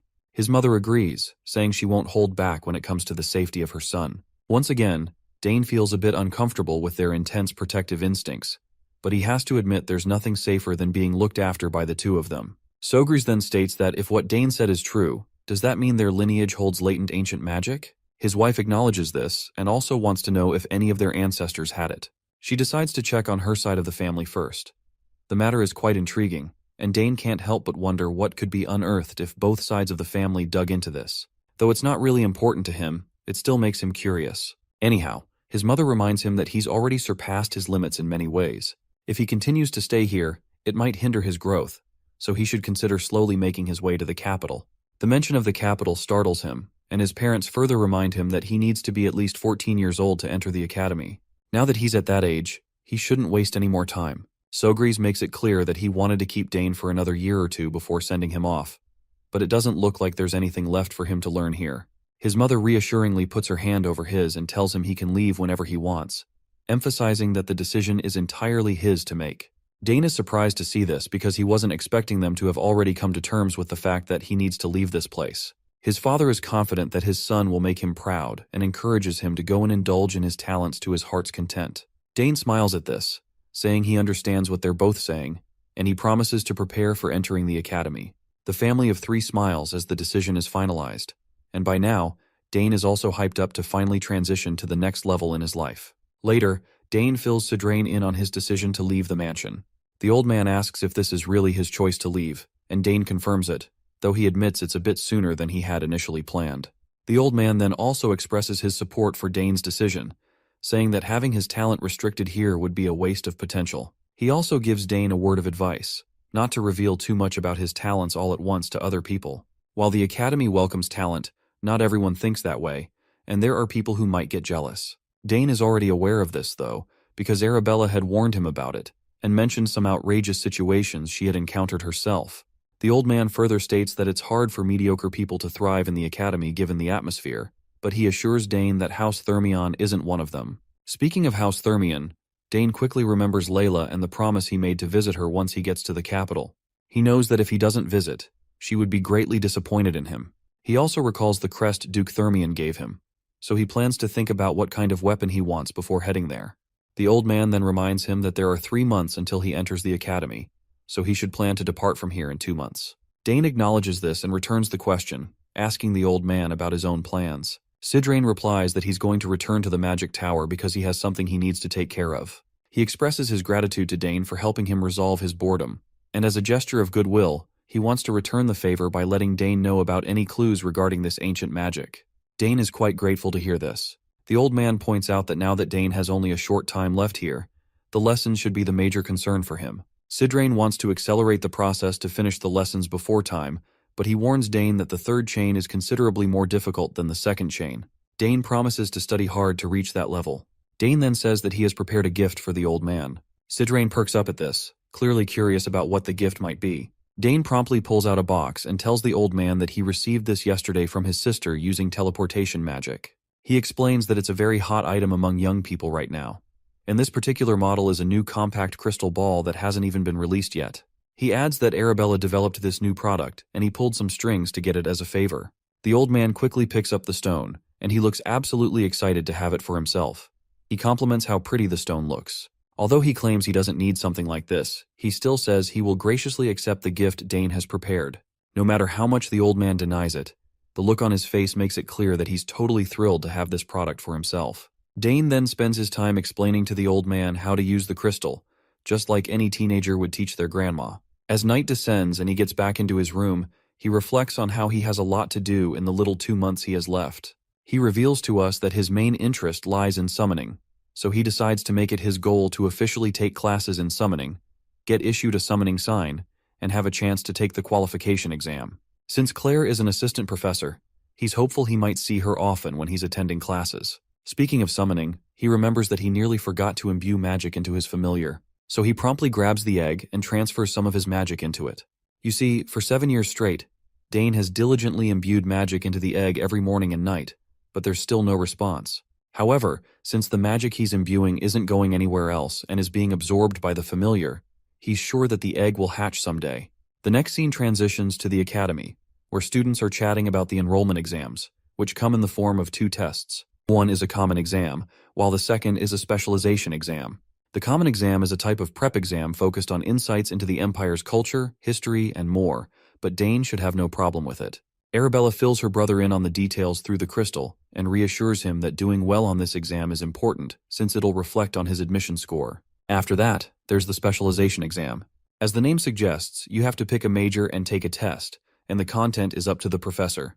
But Arabella is confident that this part will be a piece of cake for him too. Dane remembers that Arabella passed that test pretty easily, and she just smiles, saying, "Yep, it was a piece of cake for me." She then reveals that once he picks a major, he can't change it, so he has to choose carefully from the start. She mentions that she would really appreciate him if he chose magic. As Dane swings his sword on the training grounds, he can't help but crack an awkward smile at how she still hasn't given up on trying to persuade him to join the magic program. To brush her off, he tells her that he'll think about it. Then he asks if there's really no other way to change his major after enrolling, like she mentioned.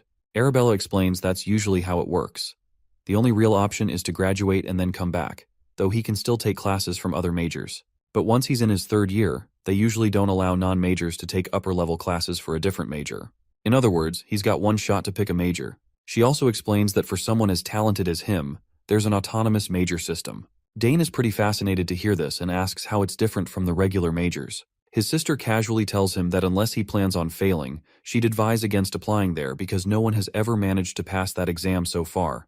But it seems like Dane's already set his sights on it, and the way he pauses for a moment tells his sister he's actually considering something daring.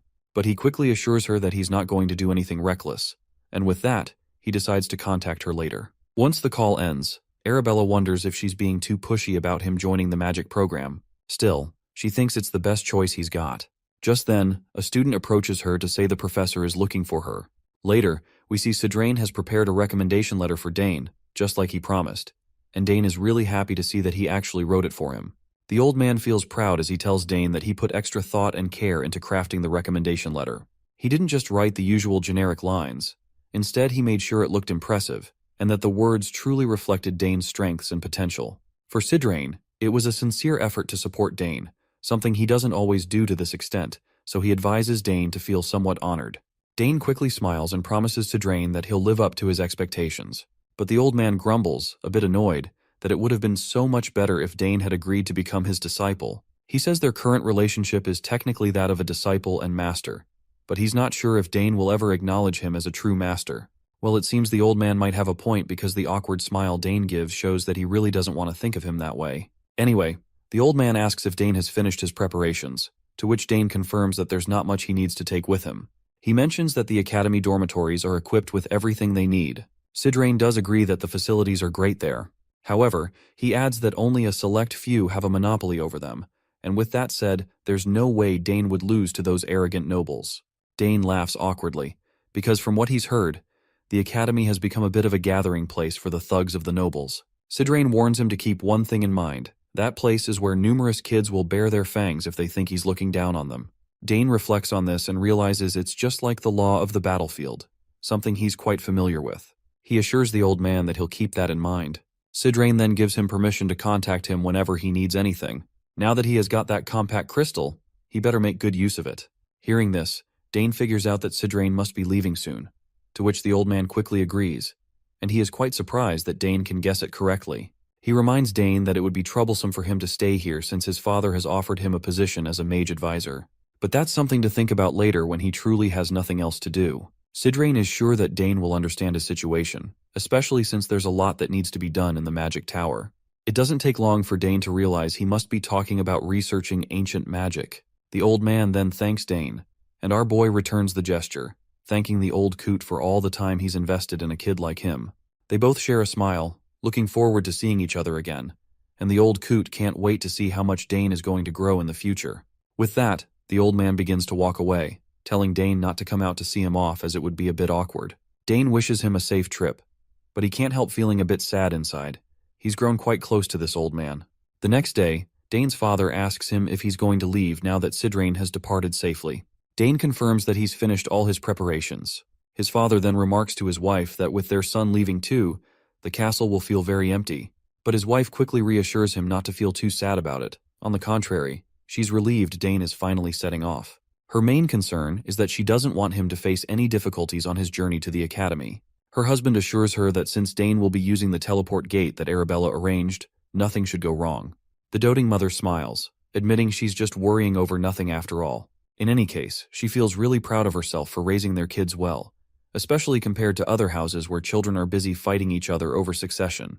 The father comments that the day will come for the Sogre's house as well, and they'll have to make a decision. But he believes that no matter which of the siblings steps up, anyone would be suitable for succession. Right at that moment, Dane walks into the room, and his parents greet him pleasantly. His father asks if he's ready to leave, while his mother asks if he's taking Nighthorn and the mark she gave him. Dane smiles back at them with a bright smile, confirming that he has them both. His mother then reminds him to take the mark to the place she told him about and show it to them whenever he thinks he needs help getting out of trouble. Dane acknowledges this, saying he'll keep it in mind, though he's curious about those people, wondering if they're her former colleagues or friends, to which his mother says they're indeed some of her closest colleagues. She mentions that it's been quite a while since she last saw them, but she's sure they'd be more than willing to help. As soon as Count Sogres hears the conversation between mother and son, his face tenses, looking almost like he's going through serious constipation. He's worried that if Dane follows his mother's advice, he might end up on the path of a full-fledged assassin. So he quickly speaks up, telling his son to find Duke Thermion as soon as he arrives in the capital. The Duke will help him until he enters the academy. At this, Dane's doting mother begins to shed tears, sorrowful to see how her son has grown up and is now leaving. Her husband gently reminds her that there's no need for tears and suggests she send him off with smiles and good wishes instead. Meanwhile, Dane steals his courage. Even though he'd planned to leave, he'd always felt a bit reluctant. But now it's finally time to set off. Herman then escorts him to the teleportation gate, while his father watches from a window. We also see a shady figure working under the Count Sogre's command. The Count tells his man, Gilad, to tail Dane as carefully as possible and make sure he reaches the teleport gate safely. Gilad acknowledges the order and gets moving. Meanwhile, in another room of the castle, Dane's doting mother has also summoned her familiar, known as Shadow. As expected, she gives him the same command as Sogres gave to his man, which is to ensure that Dane teleports safely. Shadow takes the order and immediately sets off. Once Dane arrives at the portal site, Herman is shocked to see the massive machine for the first time, and it's huge. Dane also acknowledges how truly magnificent it is. The butler comments on how Lady Arabella seems like an amazing person, to which Dane agrees, saying he can see why it took her a whole year to build this. Excitedly, the butler asks if just stepping onto the platform will activate the teleportation. Dane confirms this with a yes. He marvels at how much effort she must have poured into it because teleportation magic isn't like other kinds. It requires precise arrangement of codes, and the magic has to be continuously imbued while the code is rearranged before casting can finally become possible. The gate that Arabella installed is a perfect device where all the teleportation conditions have been met. Herman then wishes him good luck and tells him to take care of himself. Dane reciprocates the gesture and starts walking toward the portal. As soon as he steps inside, he decides to pour magic into the gate to activate it, just as his sister suggested. Once he does this, the gate opens up, and an arcane blue energy engulfs him. As the teleportation takes place, the scene transitions to a bustling street where everyone is going about their lives. In the middle of it all, we see our boy on his horse. A big smile spreads across his face as he realizes this is the entrance to the capital city, Artenia. As he makes his way through the crowd, an unfamiliar voice calls out to him, stating that he's been waiting for him. The man before him appears to be a knight, and he promptly introduces himself as Luik Asmar, captain of the First Corps of Knights for House Thermion. Seeing the captain of the Knights personally come out to greet him is a bit overwhelming for Dane. He never expected this to happen. The knight states that he and his entourage will escort Dane from this point onward. At that moment, he turns his head around and orders his knights to secure the route, and the soldiers acknowledge the orders without a shred of doubt. As they walk, Dane is glad to be in Luik Asmar's care, and the knight feels honored to escort him. Dane starts to feel a strange sensation in his chest. He never thought he would enter the heart of the very Atheon Empire he had hated so much. And here he is as the most promising person to boot. As they move deeper into the town, Dane hears peddlers trying to sell their goods, and he's quite surprised to see that this place actually has everything. He hadn't expected the capital to be this bustling. The knight then reveals that they are finally walking through House Thermian's estate. This perks Dane up, and as he looks ahead, he's absolutely boggled by the magnificence of the place. However, he can't shake the feeling that something is off, as if someone is watching him, making him wonder if he's imagining things. As Dane approaches the entrance, the household servants warmly welcome him inside, leaving him completely astonished. They stand in a flawless lineup, their etiquette and adherence to their roles perfect and natural. Quite a stark contrast to what he's used to in the southern region. Once Dane finally comes face to face with Duke Thermian, he promptly greets the head of the house and plops down on the ground to pay his respects.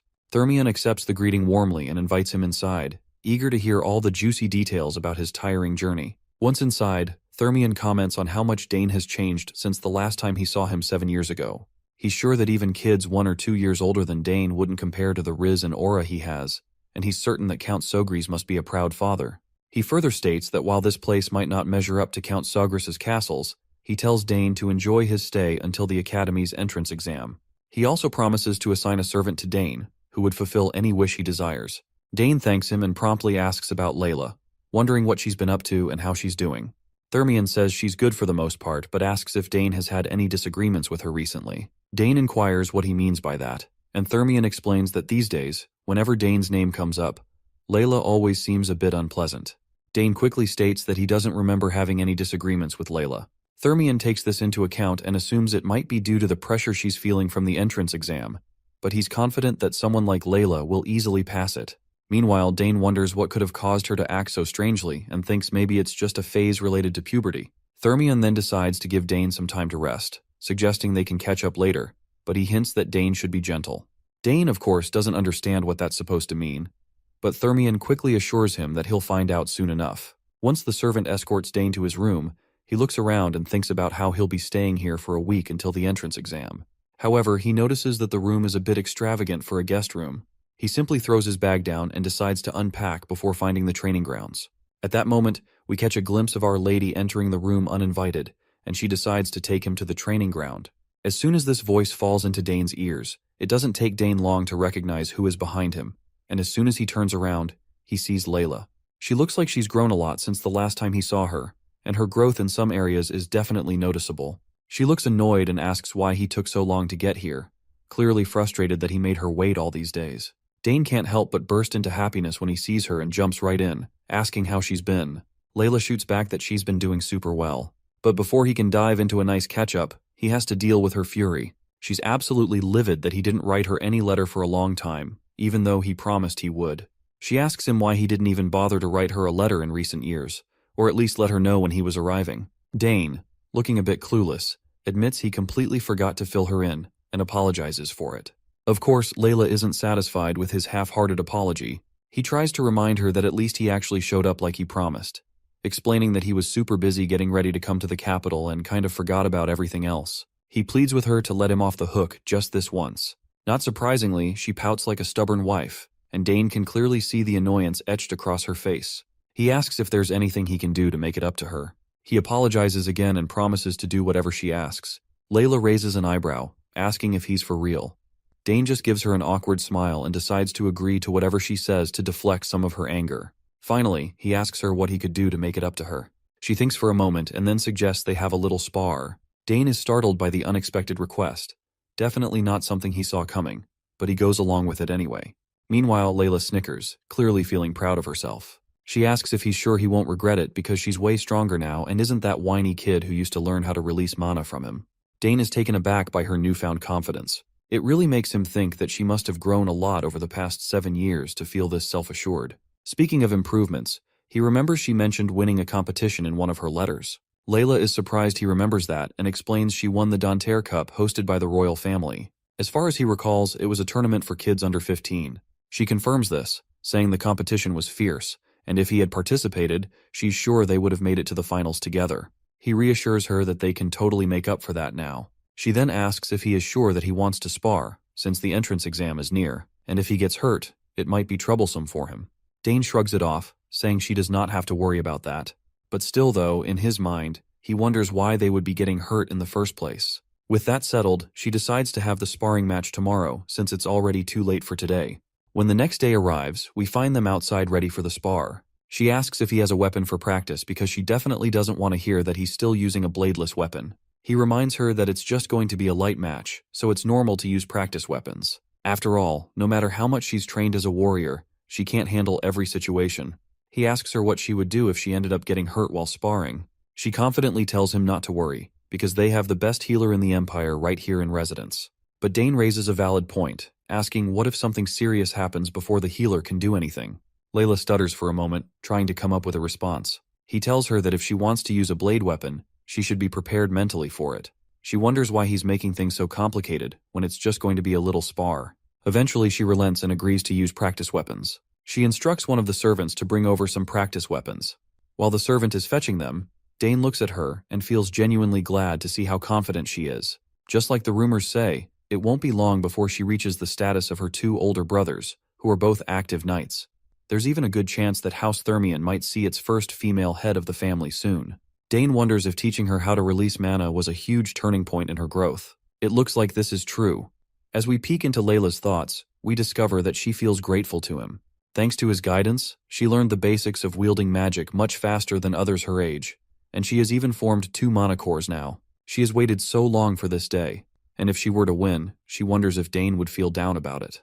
The servant finally fetches the requested equipment. Once Dane is equipped with a dummy spear, he swings it around for a moment to get the blood pumping in his muscles. After that, he takes his stance and asks her if she's ready. Layla confirms that she is and takes her stance with a dummy sword in hand. She reflects on how she was able to fight against a spear wielder in the Danter Cup, and he wasn't all that hard to deal with. Since the spear is a long-range weapon, its effectiveness diminishes rapidly as the distance decreases. Keeping that in mind, she charges toward Dane recklessly to strike him. But before Layla can even touch him with her sword, Dane disappears, leaving her bewildered. Before she can figure out where he went, she notices that Dane has already tagged her with his spear, ending the sparring match before it even started. She quickly turns around and asks him, since when did he get there? Dane reminds her that she should consider herself lucky they were using practice weapons. If they had been real weapons, she could have been in real trouble. Layla refuses to believe that she lost, because she is sure that her sword had reached him already. Dane offers her another shot but warns her that the same method won't work a second time, so she better move carefully. Layla tries to steel herself, inwardly admitting that the fact she just lost was simply because she was nervous since she hadn't seen him in so long. This time she vows she won't go easy on him at all. That's when Layla spots her father standing on the balcony, watching everything happen. Dane also notices the Duke and is surprised to see that he came just to observe her girl's potential firsthand. He can understand this doting father's intentions quite well. After she won the Danter Cup, he must be worried about his daughter, who has been working so hard. But Dane is confident that this match will ease the Duke's worries as he witnesses her true potential. Layla feels even more fired up because of her father's presence, and she is eager to prove herself by giving everything she has in this final spar. Dane nods in acknowledgement and tells her to show him all she's got. As the battle commences, the exchange of blows between the two reaches an insane speed. This time, Layla is giving it everything she has. But despite all her efforts, Dane points out that she still has a bit more to go, encouraging her to try harder. The Duke can't help but snicker, feeling proud of his daughter. He's glad to see that in this match they seem to be evenly matched so far, but he's curious about how it's all going to end. But suddenly something shifts. A strange and ominous feeling creeps into the air, and he notices that the confident smile Dane had just moments ago has vanished, replaced by a serious expression that makes him look like a warrior ready for battle. Well, it seems that Duke is experiencing PTSD because everything about our boy looks strangely familiar to him. As their duel continues, Layla gives it her all to overpower Dane, but it's clear she's no match for him. Her next clumsy move leaves her wide open, and Dane quickly makes her trip, making sure the fall isn't too harsh.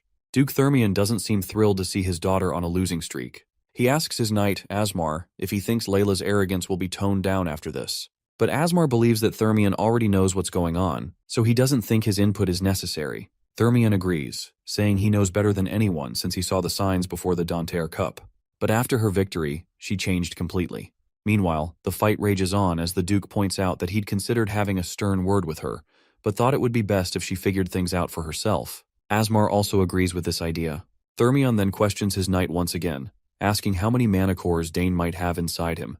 Considering Dane's talent, the knight guesses at least 3.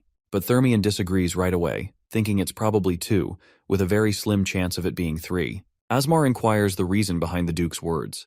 In response, Thermion tells his knight to take a closer look. What's overwhelming Layla isn't Dane's spearmanship or superior speed, it's his tactical movements, something Layla has never experienced before. We then zoom in over Layla, who is completely baffled as to how Dane is countering every move she throws at him.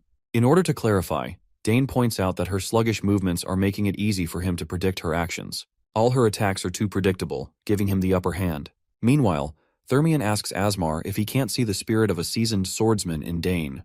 The knight agrees immediately, but admits he's curious about how Dane, at his age, could possibly have this much experience.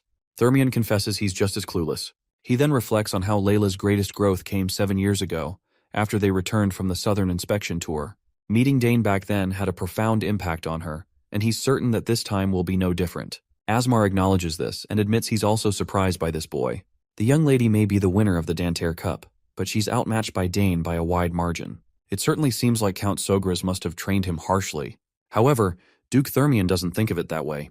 On the contrary, he believes Sogras isn't the type to train someone harshly. And besides, Dane doesn't seem like someone who would need such training in the first place. Asmar isn't entirely sure where the Duke is going with this, so Thermion makes it plain. He states that this boy is no ordinary person.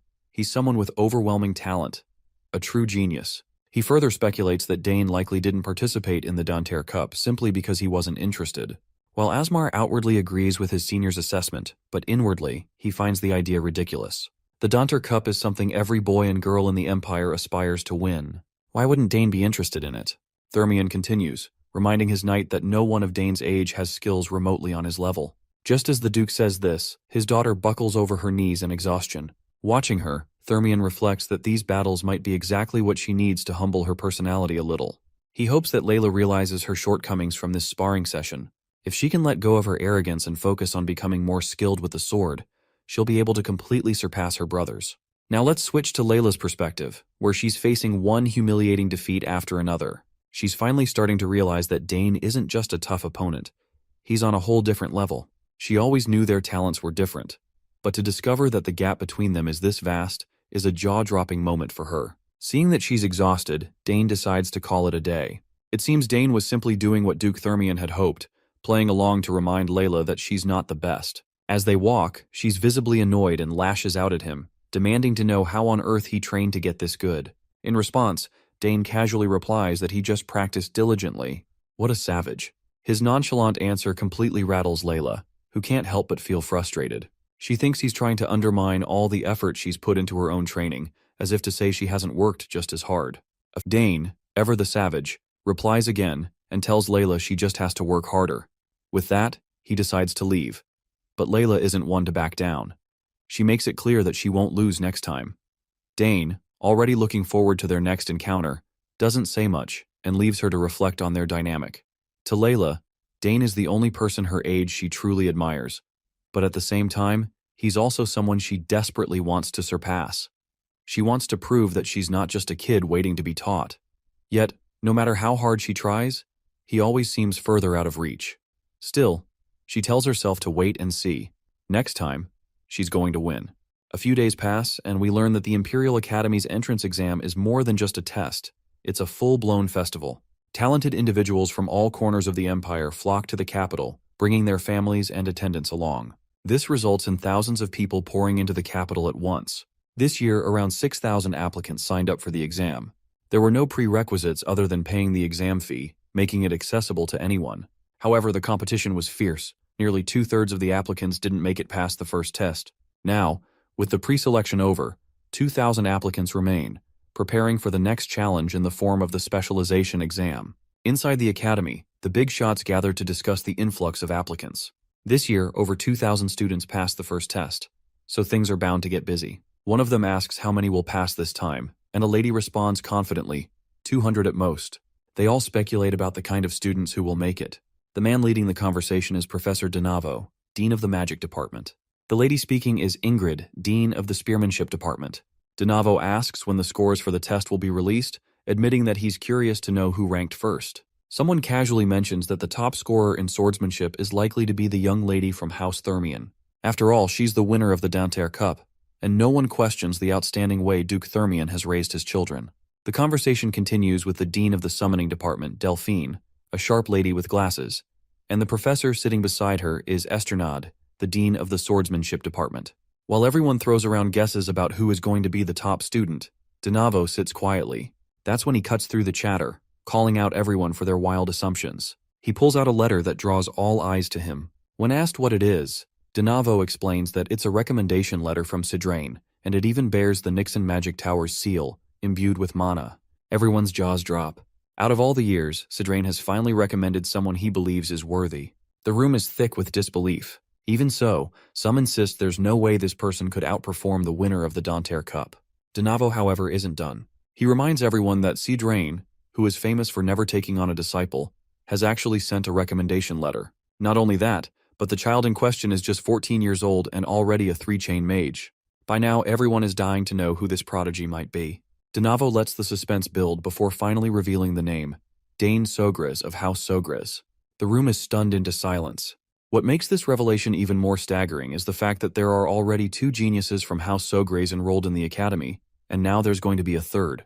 They are sure that this is definitely going to grab everyone's eyeballs. Esternade remembers that the House of Sogres is renowned for its expertise in spearmanship, but a mage's recommendation letter doesn't really make sense. It seems Sogres is about to become famous for its magic instead. Lady Ingrid shares the same thoughts. She had assumed he would apply for spearmanship, so this is a surprising twist. Denavo, on the other hand, is excited to see him join the magic department.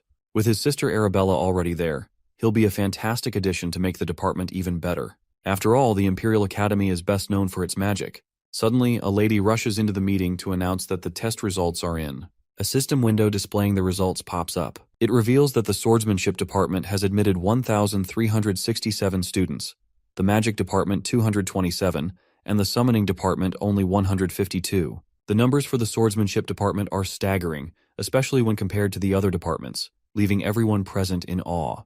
Esternade feels smug, pleased with the large number of candidates joining his department. He's confident that our boy must be one of them as well. Every professor quickly scans through the results, eager to see which department Dane has landed in.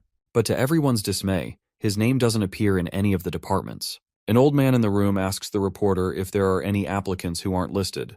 The reporter lady quickly replies that there's one application for the autonomous major. The mention of the autonomous major leaves everyone looking as if they've just swallowed a rock. Then the reporter drops another bombshell. Apparently, Dane Sogres scored the highest in the first test among 6,000 applicants. Once again, this news leaves everyone in awe, and one of them screeches in disbelief at the top of their lungs. Later, we meet Dane.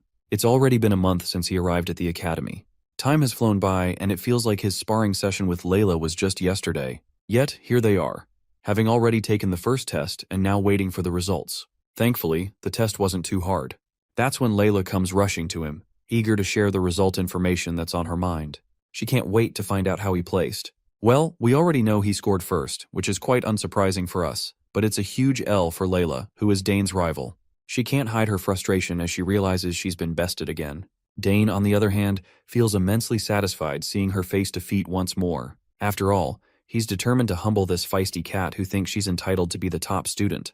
Layla, still fuming, demands to know how he managed to study so well. Dane responds that he focused on past exam questions his sister had sent him. He adds that even with that, it was still a challenge, especially the military science section. Still, Dane had an advantage, especially since military science is something he's personally experienced on the battlefield in his previous life.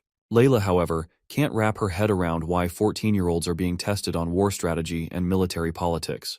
Dane just rubs salt in her wounds by casually stating that he found it fun.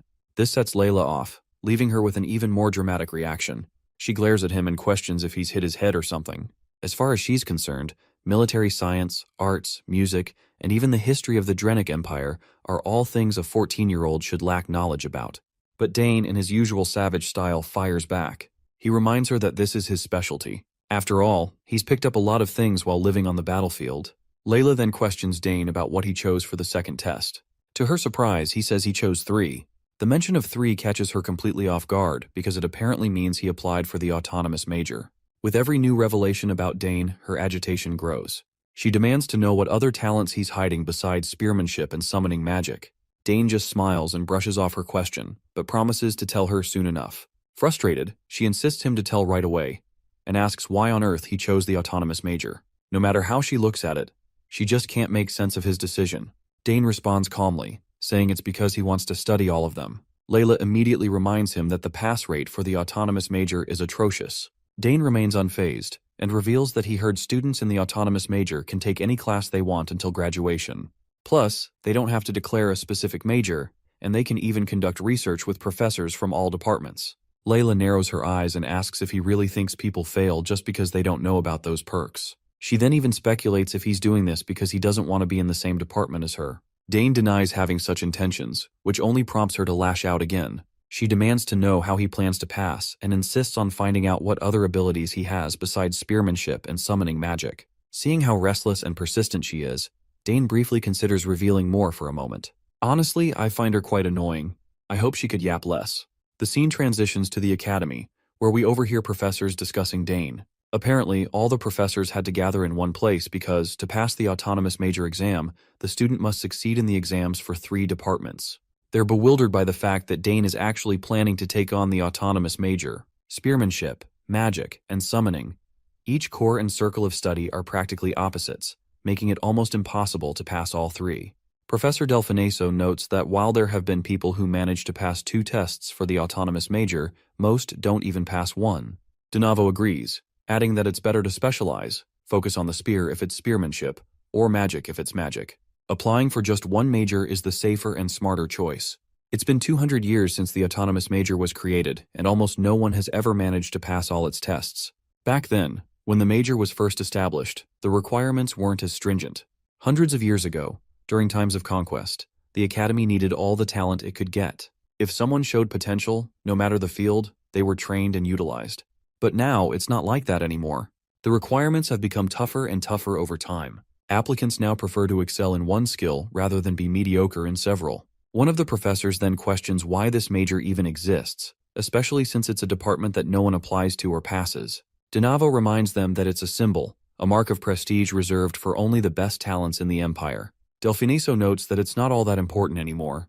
It has declined to the point where it practically exists in name only. Donavo adds that he looked into the records and discovered that in the past 1,000 years, only 2 people have ever passed. One dropped out, and the other was the previous emperor. Hearing this, Professor Ingrid remarks that unless someone is a true genius, even passing the autonomous major is impossible. Delfineso then points out that since Dane is the youngest child of the war hero Arkan Sogres, he's not from an ordinary house. She admits she's looking forward to seeing what he can do.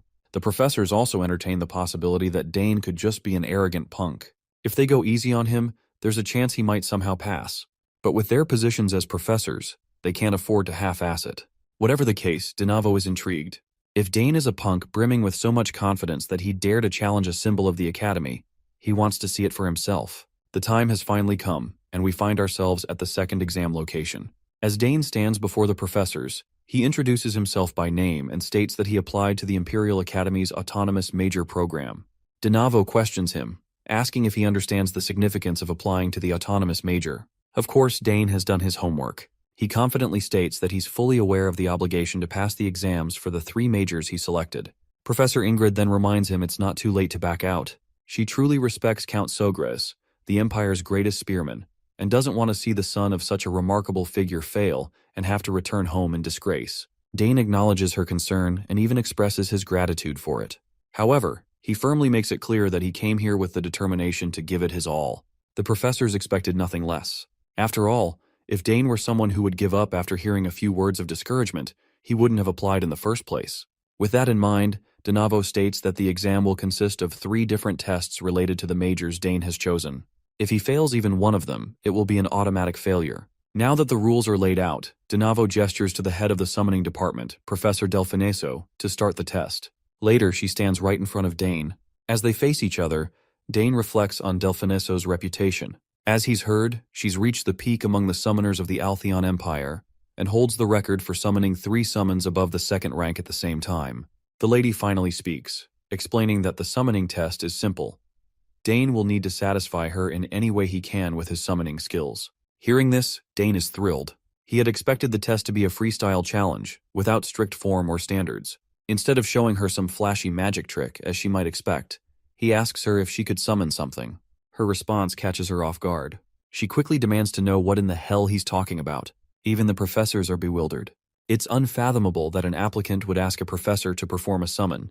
This also sparks their curiosity about what Dane is thinking and planning. Since he doesn't have a mark, Donavo had assumed Dane would talk about the theory behind summoning, but now he speculates that Dane might be using this opportunity to witness an actual summon. Although Delfineso doesn't like this brat ordering her around, she's willing to fulfill his request. However, she makes it clear that this isn't something he gets to see often, so he'd better keep his eyes wide open. With that, the lady begins her summoning magic, and as the massive spell takes form, everything around them starts to scatter from the heavy pressure. Even the professors are left in awe when they finally see the beast she summons, known as the Mad Summon, Eaterarch. One terrifying roar from the monster is enough to make everyone question their life choices. According to Dane, this creature is the most vicious among the third-rank summons, and it's famous for attacking anyone it sees, other than its summoner. Dane honestly hadn't expected to witness something like this, considering this is just the entrance exam. But now it seems like things are going to get a bit more interesting. Now that she's done as he demanded, Delfineso tells Dane to show her whatever it is he was planning to do. The spectators of the test are also in awe because even among the fourth-ranked creatures, Eaterarch is the most vicious. Even if several dual-class knights attacked it at once, they'd have trouble defeating it. Even Professor Ingrid has no idea why Delfineso summoned something as massive as this. Meanwhile, Dane simply continues to step forward toward the monster, which causes Delfineso to panic. She quickly warns him to back off immediately because if he gets too close, it's clear the beast will attack. But Dane ignores the warning, and after getting dangerously close to the monster, he simply says he's just trying to prove his capabilities as a summoner. Delfineso acknowledges this, but she didn't tell him he had to jump into the raging fire to prove himself. But Dane simply extends his hand, reassuring her that she doesn't have to worry about that.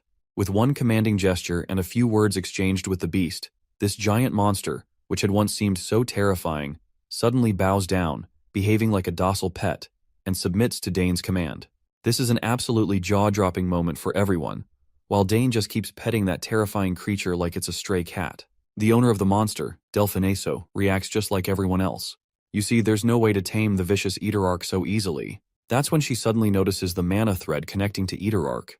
Although the color is pale and it's not a complete subjugation, it completely erases Eaterarch's hostility. What they're witnessing is happening right before their eyes, but they still can't quite believe it. Delfineso wonders if Dane analyzed the mana thread in an instant as he approached Eaterarch, then created a similar mana thread to connect it to himself. Since Dane doesn't have a mark, that would be the best method for him to use as a summoner. She realizes that what this boy has is an incredible talent, something that even surpassed the praise she received from her own teachers long ago.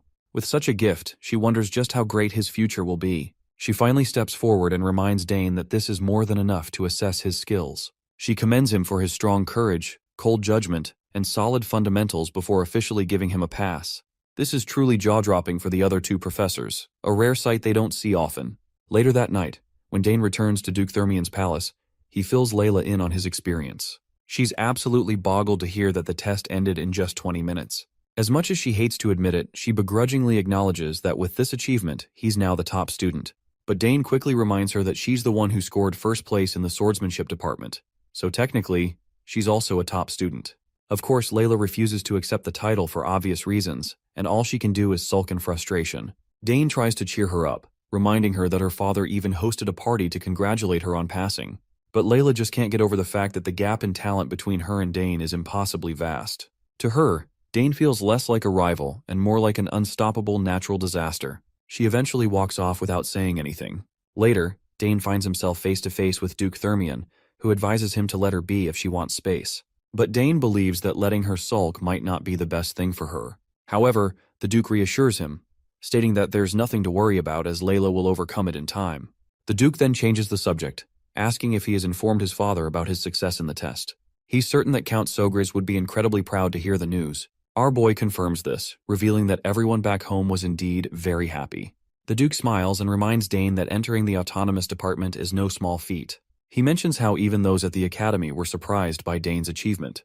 Now that the exams are over, the Duke advises him to rest and prepare for enrollment. Dane thanks the Duke for his care and guidance.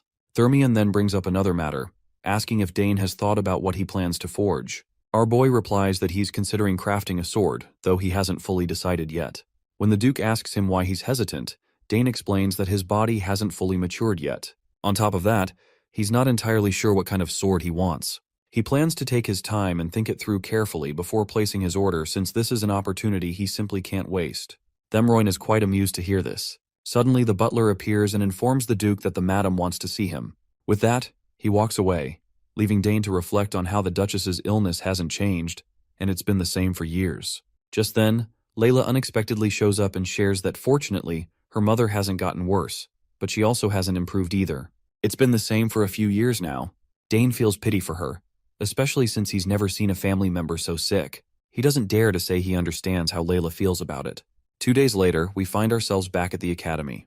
The host greets all the freshmen of the Imperial Academy and introduces himself as the academy's headmaster, Arkwald Homet. He praises the new students who have made it to this prestigious position after enduring fierce competition. He believes the future of the Empire is very bright and that everyone standing here is a talent of the Empire. Among the new students this year, there seem to be many particularly outstanding ones. But there is also an extraordinary student among those outstanding individuals, someone who passed the autonomous major exam. Including this newly qualified student, there are only 2 people who have passed it in the last 100 years. The student in question passed the autonomous major exam by receiving unanimous approval from the 3 deans of the magic, spearmanship, and summoning departments. Everyone goes absolutely wild upon hearing that someone passed the autonomous major test, something they could hardly fathom. The headmaster then calls the top student, Dane Sogras, to step forward. Dane walks towards the stage with full swag while the crowd goes wild, amazed that this young brat is the one who passed the autonomous major exam. Everyone in the crowd is talking about Dane and the Sogras family, and among them is Count Sogras himself, accompanied by other family members. Duke Thermion, standing nearby, is quite smitten as he compliments Sogras for raising such an extraordinary child. He feels disappointed in himself, thinking that he's achieved absolutely nothing after raising 2 sons. His daughter is entering the academy, but neither of his sons even bothers to show up. The eldest is off on a mission, and the second ran away. On the other hand, Sogras has everything turned around with his 2 daughters, and Thermion can't help but feel a bit envious. As he looks at his daughter, he feels quite dejected and sorrowful. He regrets that her mother couldn't be here to witness her special day. While Dane stands in the spotlight, all eyes glued to him, Delfiniso quickly asks Dane's sister if Dane had always gotten along with her summons from a young age. Her sister responds quickly and positively, as though the answer was obvious. Delfiniso had expected this response and is now even more certain that Dane has an innate friendliness, something he's likely had since birth. Delfiniso reflects on the situation, thinking that Dane is a rare case. He is far better than most summoners, despite lacking any visible sign of a summon. The sister then wonders aloud if Dane's high level of friendliness would allow him to summon creatures from beyond the horizon. To understand this question, a bit of context is needed.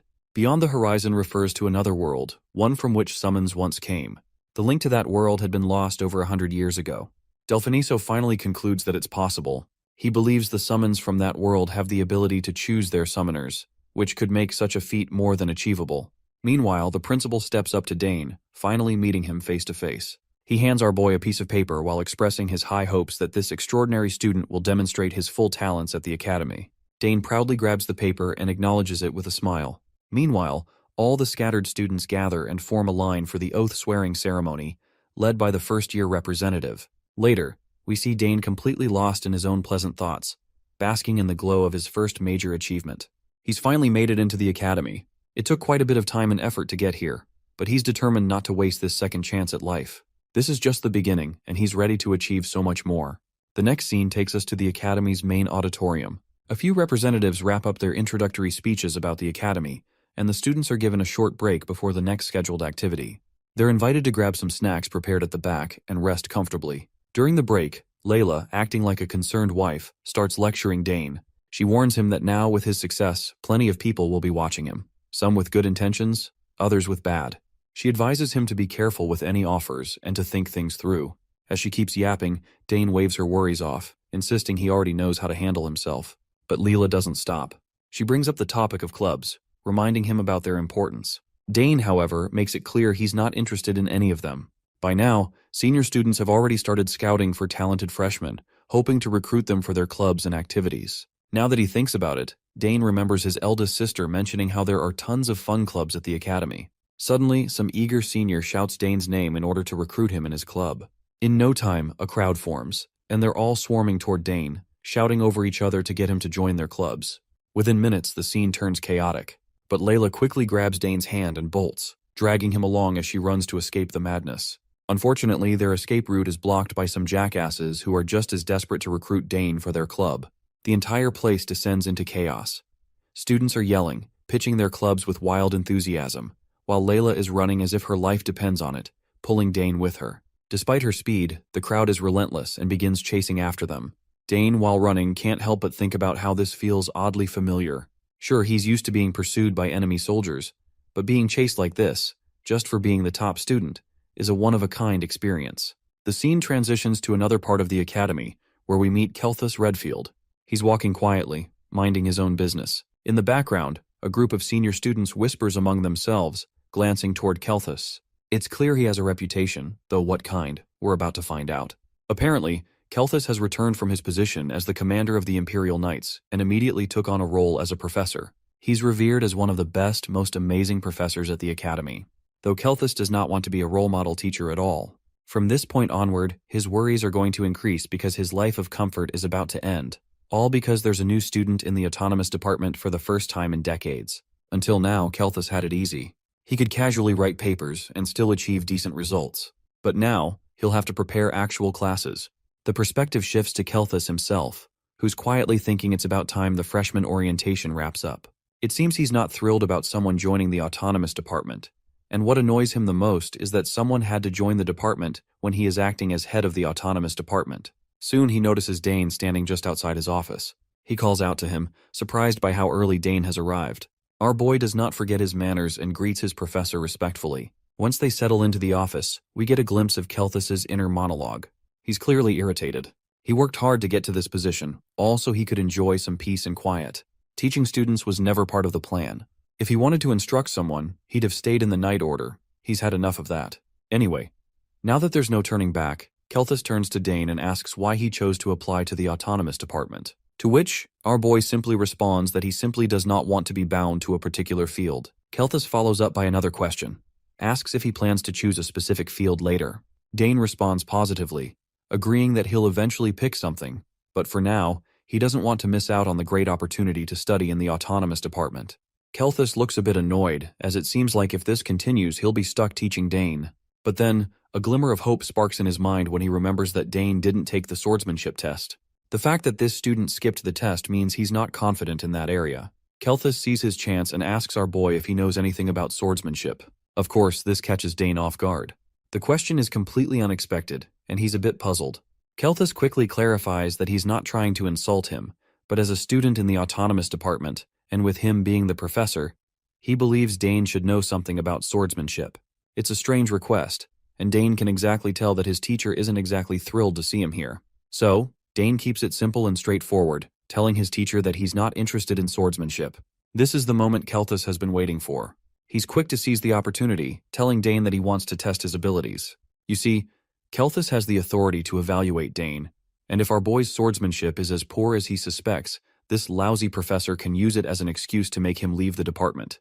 Kelthus decides to head to the training grounds to test Dane's aptitude in swordsmanship.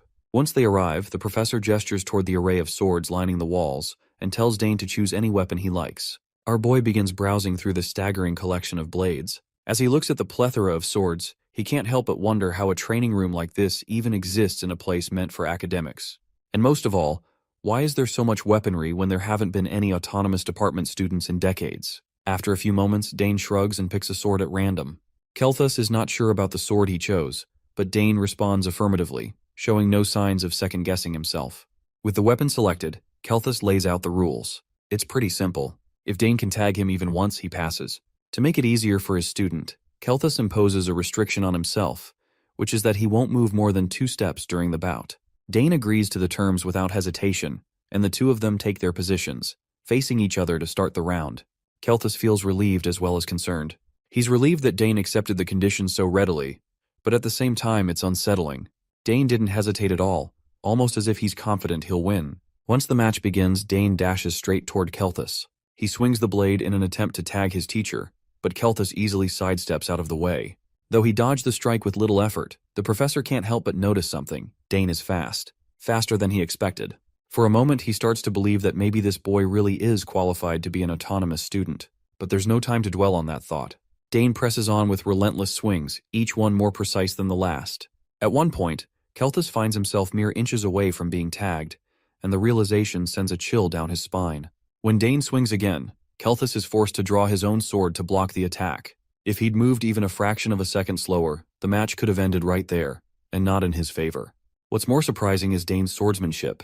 It's unconventional, almost wild, but undeniably effective.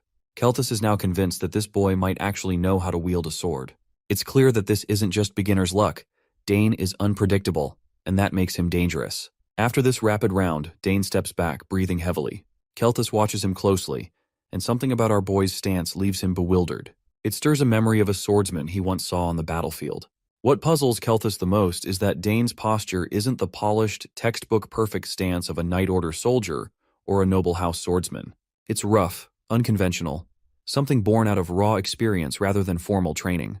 But there's no time to dwell on it. Dane charges again, and their blades clash once more. The speed at which they're exchanging blows is astonishing. Their movements blur into silhouettes, the clashing steel ringing out in a wild symphony. Kelthus can't believe what he's seeing. None of this makes sense. This wasn't something he expected. Not in his wildest imagination. He's a Hexa-class swordsman, one of the most elite, yet here he is, having to concentrate a significant amount of mana just to keep up with a 14-year-old kid. It's both frustrating and thrilling, a testament to Dane's potential, but also a challenge Kelthus never thought he'd face in a simple evaluation. He even starts to flinch on his feet, despite his best efforts to stick to the two-step restriction he promised. Each swing from Dane feels heavier, and the way our boy fights tugs at something in his memory. It's oddly familiar. Kelthus's mind flashes back to the battlefield, where he once faced a lone knight with the same wild, unyielding energy. He remembers how shocked he was to see such a courageous warrior, someone who fought with reckless abandon, showing no allegiance through coats of arms or flags. The madman tore through the battlefield, a force of chaos that everyone struggled to handle. As the memory fades, Kelthus snaps back to the present, just in time to feel the cold tap of Dane's blade against him. He's been tagged. Dane cracks a small smile at the victory but doesn't laugh, especially since it would be insulting to his teacher. Instead, he innocently states, "I think my sword hit you." As much as Kelthus hates to admit it, a promise is a promise. He gives Dane a reluctant pass. Meanwhile, Dane finally relaxes as well. It was no easy feat keeping up with Kelthus. If it hadn't been for the handicap the professor imposed on himself, Dane is sure he wouldn't have stood a chance. Meanwhile, Kelthus is equally overwhelmed. He can't deny the ridiculous talent hidden inside this boy. Even with the handicap, Dane should never have been able to push back against a Hexa-class professor like himself. He now understands why Dane wasn't nervous about the swordsmanship test. With this kind of talent, it's no wonder. He turns to Dane and asks him why he didn't apply to the swordsmanship department instead. Dane replies simply that he thought his family would be sad. Kelthus is confused to hear this, as this remark doesn't make much sense. But now that he thinks about it, Dane's father is a genius spearman, and his sisters are skilled in magic and summoning. It becomes clear why Dane applied to the 3 departments. He was trying to fulfill his family's expectations. Now Kelthus finally realizes the truth the hard way. It wasn't that Dane lacked confidence in swordsmanship. It was that he simply didn't want to practice it. With the evaluation over, our boy gets the permission to leave. He bows his head respectfully, thanks Kelthus, and quietly exits. As the professor watches him go, a harsh reality dawns on him that his plan to chase this boy away and continue his comfortable life has failed. There's no easy way out now. As the door shuts, Kelthus closes his eyes. His mind drifts back to the past, where he recalls a conversation he had with his fellow. He asked his fellow about the knight in front of it, and his fellow responded that he is Argrick. Later, Dane meets his second sister, who is pretty bewildered to learn that he passed the test. As far as she knows, Professor Kelthus isn't the kind of person to let anyone pass so easily. You see, that professor has only ever attended one faculty meeting, and even that was because the headmaster called him personally.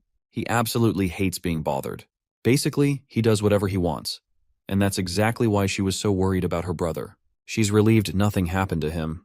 Her comment gets Dane thinking. Normally, his second sister would have celebrated his victory, but instead, she just looks relieved that he's safe. It's one of the reasons he likes her. She genuinely cares about his well-being. Finally, his eldest sister shows up, running to him. Just as the trio of siblings is catching up, whispers start spreading through the students. Everyone's amazed to see all the children of House Sogries in one place. People always thought the house was impressive with just Arabella and Claire, but now the youngest is proving to be just as remarkable as his sisters. Later, we meet a senior named Max Hauer, who introduces himself to Dane. He explains that he's in charge of all the general operations for the dormitories. The dorms are divided into 3 halls, with students assigned based on their grades. The best hall is Danter Hall, named after the first emperor.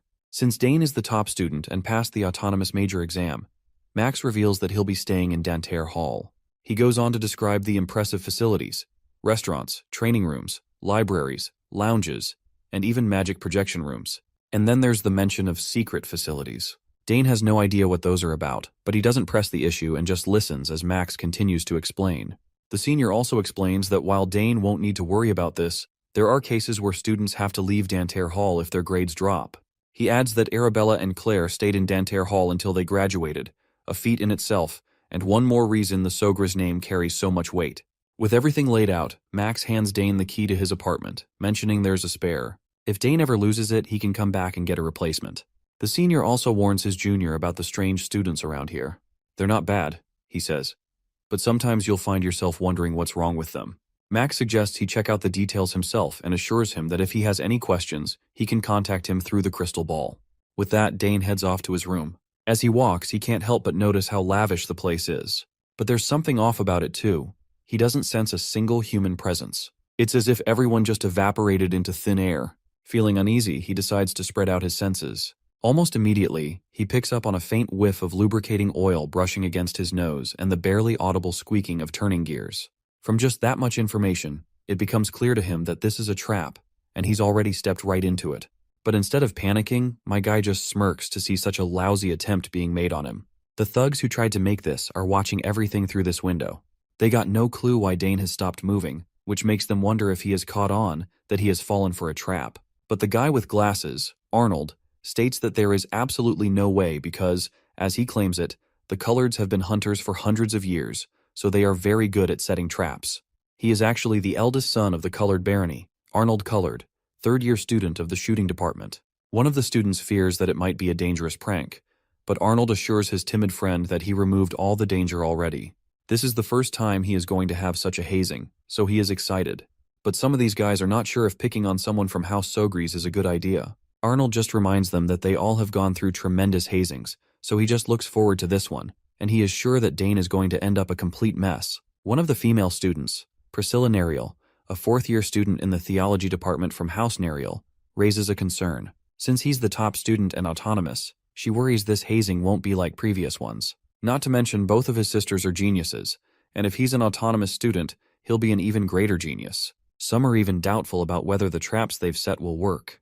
But Arnold is certain Dane couldn't have sensed the traps. He made sure to paint the traps to hide them, and even lubricated them to prevent any mechanical sounds. Finally, Dane begins to move forward, which fills these idiots with absolute joy. Since my guy knows where all the traps are set, he intentionally triggers the first one. A water balloon descends, but Dane, who already expected this to fall, obliterates it with a mana bullet. Then comes the next trap, a smelly one with a truly horrendous odor. Arnold is losing his mind, unable to believe Dane has found all the traps. He insists it's just a coincidence. Priscilla Nerial isn't so sure that it's just a coincidence, but Arnold assures her he placed the easy traps at the beginning as an appetizer, saving the big one for last. He's confident Dane will fall for it. While his other two friends decide to have a little faith in Arnold's traps, Priscilla remains skeptical, and just as expected, my guy trudges through these traps like they're nothing, ready to face whatever comes next.